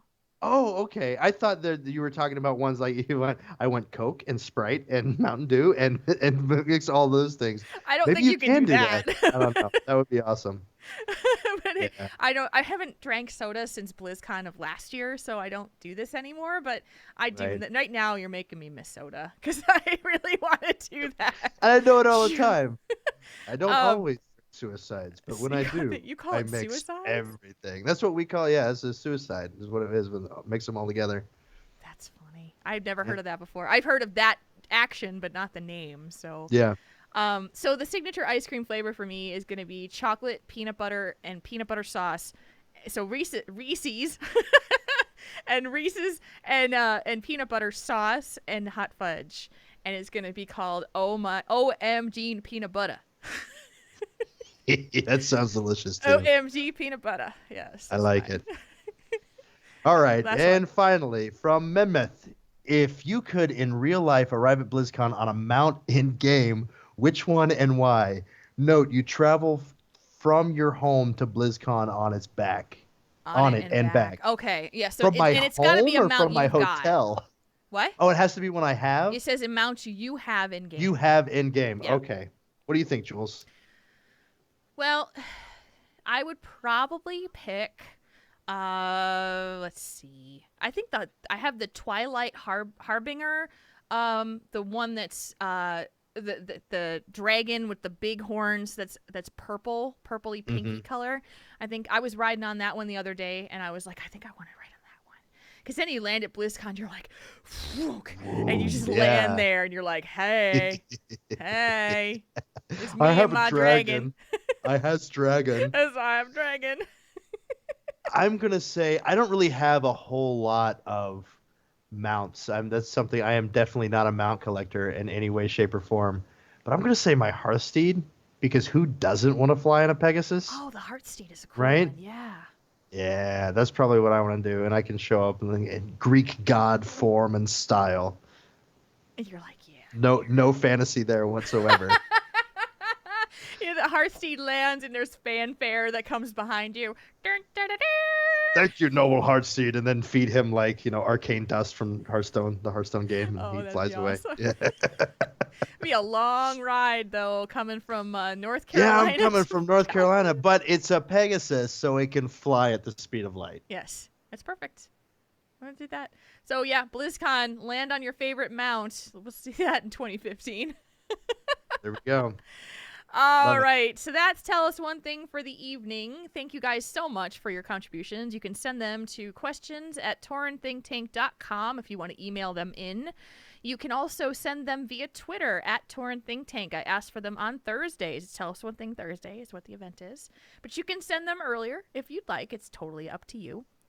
And we ask for them. It's just send us a question. What do you want us to tell you? One thing. And they're usually a lot of fun, as you can see. So we have fun with them. We have an update, which is our feedback also for the week. So I am going to play the feedback bumper right now. Ladies and gentlemen, we now bring you...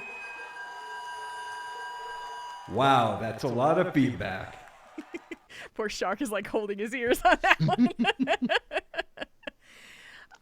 Okay, so there is an email that came in, and I will say that whenever there's work when the show involves work or decision making or things like that, sometimes emails come in and just kind of make it all go away, and this is one of them. So enjoy.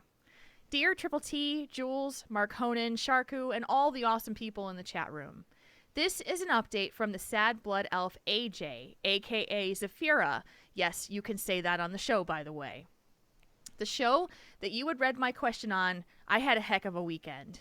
I had a very early shift at work, and that weekend was AIE's craft fair. I was spending time with my girlfriend, yes, a girl I'm dating, and with guildies. I was enjoying the time up until we got a phone call. It was a frantic call from her family about her mother. She had passed away from her battle with cancer. That broke my already bruised heart. I cried all weekend. I've been dealing with the death of a loved one and the fact that I haven't felt like myself for a long time. For a little over a year, I've been so up and down. I've spent the better part of that year and a half being spaced out, struggling to focus, being more angry about things that would make most people be mad for a small amount of time, and then they just shrug it off. A few days later, I had a morning to spend with my girlfriend, parents, and a friend to just talk. Shortly thereafter, the church that my family attended for a while had an event that I went to Saturday night and Sunday morning sermon the next day. I prayed for and with. I followed up with my doctor on the next day and started on antidepressants. We will do a follow-up in about 2 weeks. Out of all of this, the best thing that I've learned is that I am part of one of the best relationships ever. I want to grow old with her, take care of my younger brother and sister. They both have mental disabilities. And I want to do it for a long time. I'm part of the best gaming communities ever. I would like to thank Triple T, AIE, CTR, Jules, Marconin, Sharku, and everyone in the chat room. All of you are loved and cared so much for by me. All of you are so special. I couldn't do it without each and every one of you. So for my lady, my family, and myself, thank you.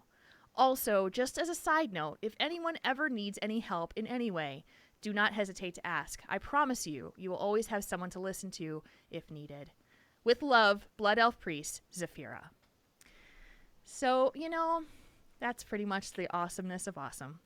Yeah, I love that. Thanks so much, Zafira. And she was in the chat room earlier. I'm not sure if she's still here. I think she needed to leave, which yeah, I'm sorry I think so she did. too. But yeah, she is. I'm so glad that I could be part of talking about that stuff and getting that out in the air. And I was sharing. She was in the chat room actually with me.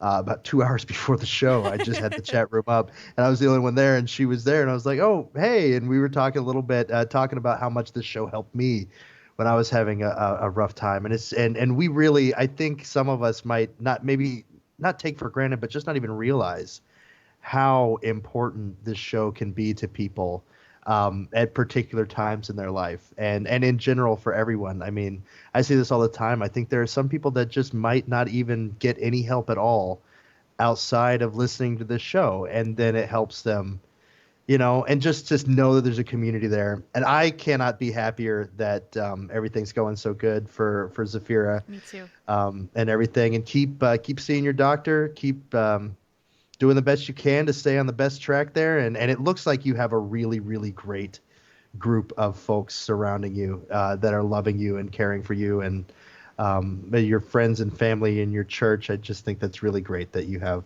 that. Hold on to that. Yeah, absolutely. And Saphira and I talked on Thursday. She messaged me while I was online, and we talked. And I'm so grateful that she sent this in. She just told me what she mentioned in the letter, and I said to her that I would love it if she would write, because I do think that follow-up letters are very, very important for this show. We have a discussion about a topic. We give advice or guidance or our thoughts, but in that itself does help people. But I do think that it helps for other people to hear what it does for the person who originated the question. What came after that? What steps did you take?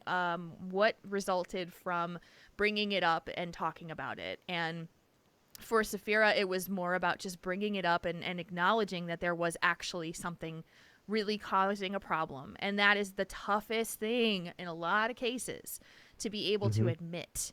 And so I told her how proud I was of her that she took that step, and how much it has resulted in good things for her. That is wonderful. So, if you guys are ever sending us a question, and please know that we always want to hear how it goes afterwards. It's not just a one-shot done, because it is something that we take with us, we think about, and we want to know, how did that person do? What happened? Yeah. So... Absolutely. Yeah. And Zafira actually is here in the chat room. So Hi, Zafira, and thank you so much for your feedback. And we're glad we could do whatever we did. And she just said, and thank you to the Mewtwo. Yeah, she just said in the chat room, I truly believe that all of the support saved my life. That's huge. Thank you for that. Thank you. Oh, it's going to make me cry. I know, right?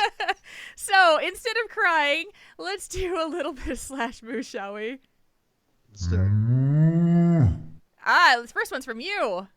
It is. I would like to send out a personal /moo to Leon. I don't even know if he listens to the show, but I'm going to make him. Who is the other mage on the Asparagus Initiative, for just all the help that he's given me in game. This past is with all the transition, and even all throughout Siege of Orgrimmar. He could be a jerk and have a competition with me and try to not help me at all, but he has helped me become a much better player, and I really appreciate him and the rest of the Asparagus for downing Gary, and especially the officers. We had some really rough times coming to the end of the siege, and you kept us together, all the officers, past, present, and future. I think you guys did a really Really great job. So That's slash moo, fellas Oh, that's awesome. and ladies. There's one that just popped up on the chat list. It says, slash move from MA 2000 to dropping G's for a great day back. Cleared all of Siege of Orgrimmar in one raid day. That's awesome. Way to Oh, go. yeah.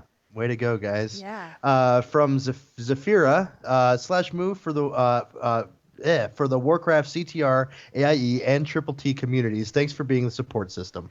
From Jen Morton01, can I get a very special slash moo to my roommate for her dog, who got hit by a car yesterday, and though not well, is still alive? And another slash moo to all the people out there battling cancer and to those close to them. Definitely. Absolutely. Yeah. From Memeth, slash moo to Alec Mazar and AIE Guild and AIE _ Guild and AIE Wow for the heirloomathon they're working on. Oh, yeah. That's a cool thing right there. They're working on everybody getting their heirlooms from Garrosh. It's very cool. That's great. From Wyatt Orc, slash moo to TAI, the Asparagus Initiative. Bummed I can't raid with you guys anymore. Stay focused. Shameless plug, Crappy Hunter looking for late night raid team. No. Wyatt Orc is not a crappy hunter, people, and he is lying. So He's terrible, and you mispronounced that. He actually meant stay focused. It says focused. Yeah, it says focused. Yeah. You corrected it, but stay focused. That's something. Thank you for fixing that then. I'm like, oh, he must have typoed. Stay focused. That's what I think. Or maybe it was a typo. Who knows? But because I feel like that's something we say on the team all the time. Do you actually say forkest? Focus up. I didn't even know that. Okay. Some people do. See, I needed a translator for that one. There we go. Wyatt's my boy, and we're going to miss you, buddy. And hey, man, flex trades. When you're around, you're always welcome, I'm sure. Absolutely. From Tater _ Soul LRT, slash moo to Spruce Mountain High School football. Again, 67-13 win last night. Most points they've allowed all season. Wow. That's pretty crazy. Yeah. From our chat room, from S. Southard. Hey, Jules, can I get a slash move for @AngryOrc on Twitter for making my day that much better? Yeah, you can, because he's pretty awesome. Absolutely. From Super Serious 8, Torrance, I'd like to give a slash moo to Spaz. It's his birthday this week, and I want to thank him for being my best friend and partner. Aw. From JD Lady and Bluefer, slash moo to the Troublemakers this week. You guys are awesome. I had a chance to raid with those guys, and they're a lot of fun. Oh, that's cool. I've never heard of that, or I've never been on that team or anything. But yeah, they're progressing. They were progressing through normals the last time, and I joined them to play. And so they're a lot of fun. They're goofy and funny. I feel like a team named Troublemakers is a team I should be on. Seriously, that's all I'm saying. That's very true. From Dance J2K, slash moo to Revendon, Boardmind, Wal Hulhauser for being great hosts on their gaming streams. And Boardmind is Darius. That is Darius. So yeah, thanks. Absolutely. Thanks, guys. From Moogiver, a slash moo to TJ Spanks and Skudu, I think it's Skudu, who are on their way to the U.S. via Korea today and will be at BlizzCon. I cannot wait to meet these two, by the way. They are the funniest Aussies I have ever met. The first podcast I was ever on was The Converted, and I was on at the same time as Spaz was, or Spanks, and it was a lot of fun. I'm excited to meet her. She's awesome. Yep. And from Tim, slash moo to you, Jules, Marconin, and Sharku. Jules, have you ever thought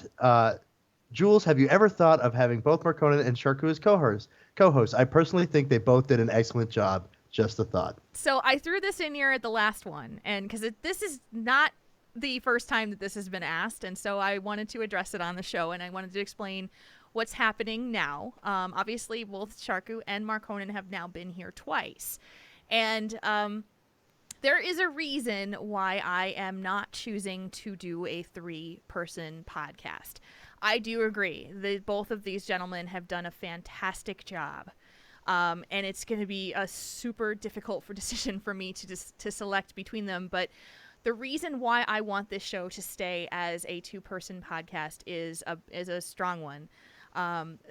This kind of content, this kind of information sharing, trust exercise that it is a very challenging thing to do. It's not easy to come into this show and just sit down and open up yourself to everybody. And so both these guys have done this wonderfully and with a lot of courage. And what it requires is a very strong comfort level with the other person that you're working with. And that goes for me too. I need to feel that I have a very, very strong link to the person who I'm doing the show with. That being said, I have that with both of these guys, but they don't know each other very well. And when you have a third person, when you have three people that are kind of interacting together, the show becomes more about the hosts and less about the audience, in my opinion. And I want that to never be the case, because this show is about the dynamic between the hosts making the audience be a part of it. You feel like you're a part of this conversation when there are two people here. When there is three people trying to interact with each other, there is a separation wall that tends to come up. And it is a little bit more difficult to feel like you, the audience, is part of this conversation. So this is a psychological thing, and more than anything, for me to keep this show as a two-person, two-chair podcast. It's not because I don't want to have both of them. I'd love to, but I don't think it's right for the dynamic of this show. Cal1699 in the chat room said, we're the third host, and actually you kind of are. You guys are. And that is what I've always wanted. That is always what I want to keep it as. And I don't want you to lose that. So I feel very strongly, and I know that it's not a popular opinion, but this is something I've really held on to for a long time, that I feel like it needs to be two people and not three. So that is why I am not going to consider that for now.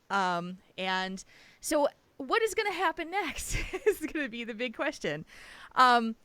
I am going to make a decision this week. That is going to be my goal. I would like to have this finished and ready to roll before BlizzCon, so that we are ready to just kind of keep going and have it be the show, and be the show set up as it is. So I'm going to have a tough decision to make, because you guys, Shark, you and Marconin have made this very, very hard. It is very, and I need to thank you so much for all of the things that you have done to work with me, to communicate with me, and to be flexible, and to be the just that willing partner to work with. I've been extremely grateful for the opportunities that I've had to have two very strong, very different personality types to work with that both work. So Yeah. I thank you for being patient with this and working with me on it. Well, I appreciate that, Jules. And then just thanks again. I'm just happy to have been able to. I've been on the show 2 times more than I thought I was ever going to have a chance to. And it's just been an absolute blast. And I'm sure it won't be the last, regardless of what you decide. I'd love to be back and hang out. But yeah, I thank you. And with that, closing up a couple things about the show. We don't have any iTunes or Stitcher reviews, but you guys can check them out and add your own if you'd like. Reviews help the show, so do that. Tell people what you think about the show. You can go to iTunes and Stitcher Radio to do that. For this week, we have another episode of I Remembered It Better, I hope, coming up, as long as the baby cooperates for Cliff. So we've been out for 2 weeks. We're coming back. That TV show is actually now on an indefinite hiatus right now. And it's nothing bad. Pat and I both agreed that I think that there are some other things that we can do instead of television that would be more enjoyable for us, and is less amount of work that it takes to do that TV show. So, because it does take a lot of work to do that show. We have to watch a lot of television. We have to prep. We have a lot of research that goes into it. And so, and we've got some things, both of us have some things going on right now that it would be a little bit easier if we didn't have to do all of that extra work. So that's where that's going on. We did do our last episode on Tuesday, so you can check that out. We kind of threw away the script and just went. It was pretty funny. So you might want to check it out. It's thattvshow.net. Anyway, Sharku, what's going on with you? Any places that you'll be that people can see you on your stream, maybe? I might be streaming some 6.0 stuff this week since we're going to be going into Mythic for the first time. I don't know, since we're dropping down to 20-man, I don't even know if I'm going to be on the team for all the polls on the starting team. But Yeah. yeah, I should be streaming, and that's twitch.tv/Sharku_CTR. And you can also find me on Twitter at Sharku_CTR. Perfect. And if you see him in game, say hello to him and his your Sharku is your Death Knight though. Sharku is my Death Knight Worgen, and my Mage Melon is also in the CTR guild. Melon. So yep, Melon. It's the Elvish word for friend. It's awesome. I love it. So you can find him there. You guys watch, hang out and watch Twitter and that kind of thing. And I don't know how I'm going to announce it. I'm going to figure it out. But I'm making a decision this week. That's my plan. So I'm going to figure it out. So with that, it is time, I think, to bring this home. Let's do that. Oh, and by the way, you can read the blue stuff if you want. Oh, You can got read it. a little bit here if you want. Tauren Think Tank is a proud member of the Signals Media All-Star Network. Find out more about the other great shows in the network by going to signalsmedia.com. You can find us outside of the show on our website, torrenthinktank.com, which has all of our podcast information on how you can get in touch with us. There's also a donate button on the site if you'd like what you do. If you like what we do and would like to support the show by sending us a donation, that's a great way to do it. I just put you on the spot and made you read. I'm sorry.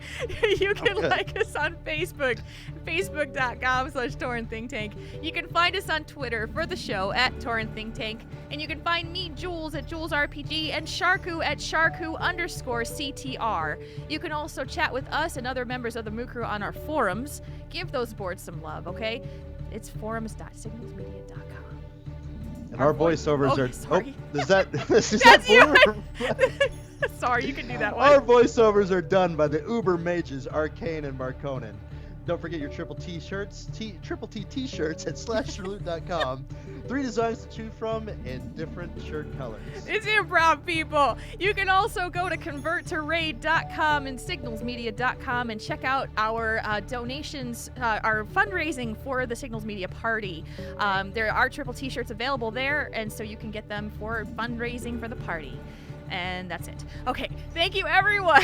Thank you, Sharku. Thank you, chat room, for being with us tonight, hanging out with us every Saturday night at 10 o'clock Eastern at twitch.tv/Tauren Think Tank.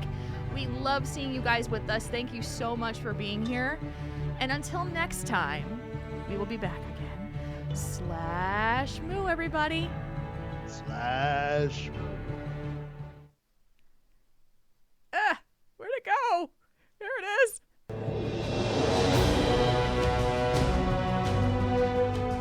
Tauren Think Tank. We make your problems less bad.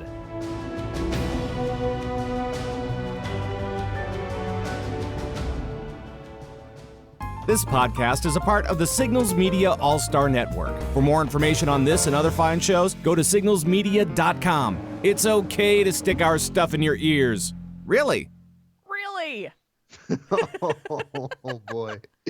Reading is not one of my strong points. Well, good to know. I was like, I should just like, I realized I read like everything and I had put some blue spots on here and it's like, oh, I should have told you that. So no, that's well, fine. I saw that and I assumed that's what it was because I noticed that Marconin helped with the outro last time. And so I was like, okay, here's another audition for me. How well can I read the blue? And I'm trying really hard. And I'm like, all the letters are flipping around. And I'm like, I don't even know it. And then you have something, don't forget your Triple T t-shirts. I know. T-shirts is what I was going to say. I have seen this outro for no less than probably 100 shows. Right, At least and so that you basically outro have has it been up memorized. there just like that. And so you kind of just wing it as you go on because you've seen it for so many times. So I forget that this is like the first time that you've been seeing it. And I'm sorry. That's just funny. But, I actually like to read and I don't mind. And I just feel bad that I don't get other people to read. And then you're like, reading's not one of my things. And so, okay, now I know this for next time. Wow. I'll read everything. I mean, I can read. I have no problem. I have no problem reading things. Well, I do have problems, but I just suffer through it. Like I said, I'm an actor. I'll go in for an audition and it'll be a cold read, and you just have to. fake it till you make it. It's pretty much it. Like it's like Yeah. I'm gonna say these things. I know I'm gonna stumble. I'm just gonna go right back, and we'll get through it. But Yeah, and that's how you just don't stop and keep going, and that's how it yeah. works. I Don't know. stop, Words were Steven. hard for me today. I was having problems today. I was really tired. Yeah. And so it was like I tried to say something to Kane, and he kept going like this, like, say what you need to say. And by the way, guys, thank you for everyone who made comments about my hair in the chat room. I don't know if you weren't here for the pre-show. I didn't plan on doing this. It just kind of happened at my hairdresser yesterday, and it was a lot more red than I expected it to turn out. But my hair does not hold red very well, so I expect that it's going to be gone within the next probably the next week or so. It's going to be a lot lighter. Yeah, it's very red, as you can All see. my hair holds is red. Yeah, because you are red. All my hair holds is man. not red. And literally today I washed my hair and it was just pouring out of there. So I knew it just doesn't. Red is not a pigment that my hair holds. It just doesn't like it. Apparently the molecules are smaller than other ones. That's what the hairdresser told me, is that the red molecules are smaller than the other colors. So therefore they don't hold on as easily. So I didn't maybe know it's that, the but opposite. Maybe it's bigger. I have heard that red, through different design studies and whatnot in theater, that red actually makes the rods in your eyes vibrate. That's how your eyes recognize red or something Really? like that, and it gives you a anxious type feel. Oh. So that's why passion and anger, and those are symbolized by red. Like if there's a big red light, like the stage is flooding in red light, it makes you uncomfortable because your eyes, the rods in your eyes are actually moving. That's So, weird. I heard that. I don't know if it's true, but that's what I have heard. I didn't know that. And now it makes sense, because when you are on a stage and the light kind of turns down to red or something like that, and you're just like, what's going to happen? If it's blue, Yeah. you feel Makes very you uncomfortable. comforted, Yeah, blue is cool and a little bit calmer. relaxing. If it's yellow, you're kind of like, ooh, what's going to happen? Is it kind of happy? And yeah, Right. there's definitely some things going on there, but. Oh, that's cool. I love stuff like that. The psychological and then, the actual physiological differences that cause from different colors. And if you're colorblind, then you don't experience any of it. I guess. Guess not. That was a really bad joke. I don't know. I'm not. That was That was a really bad joke.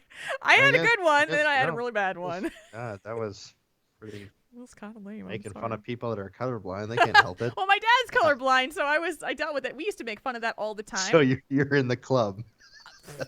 I have like the card that says I belong, at least as part of it. I belong. Oh, what was the best is my poor dad, red green colorblind. So everything red and green looked gray to him. And so he would just be like, "What is this?" And so he would just be like, "Oh, your mother dressed me." That's what he would always say, is your mother dressed me. Your mother dressed me. That's awesome. Oh, my poor mother. My poor mother puts up with a lot. And she's a saint. And my father is awesome. Oh my gosh. My dad said that he would call in one day and he would be on the show, and then he would talk about the family business of the porn site. And it's like, Dad, he's like, no, it's legit now. We can do this. We can talk about porn, and it's fine because it's the internet, right? No. Yes. No, Dad. It's not okay. I don't know what you're talking about, Jules. I love talking with my parents about pornography. Exactly. Doesn't everybody? What's wrong with you? I know. I don't initiate it. I swear to God. And this is what he does because, it makes me uncomfortable. So therefore it's funny. This is what comedians do. Dad jokes, man. Yeah. So anyway, now that we made the chat room go, what? Sheriff was like, are they still talking? Are you ready to take a breather? Breathe it out. I think so. All right. We're going to say goodbye to these lovely people. Chat room, thank you guys so much. We'll see you next week. And /move, everybody. /move fairly well. Bye.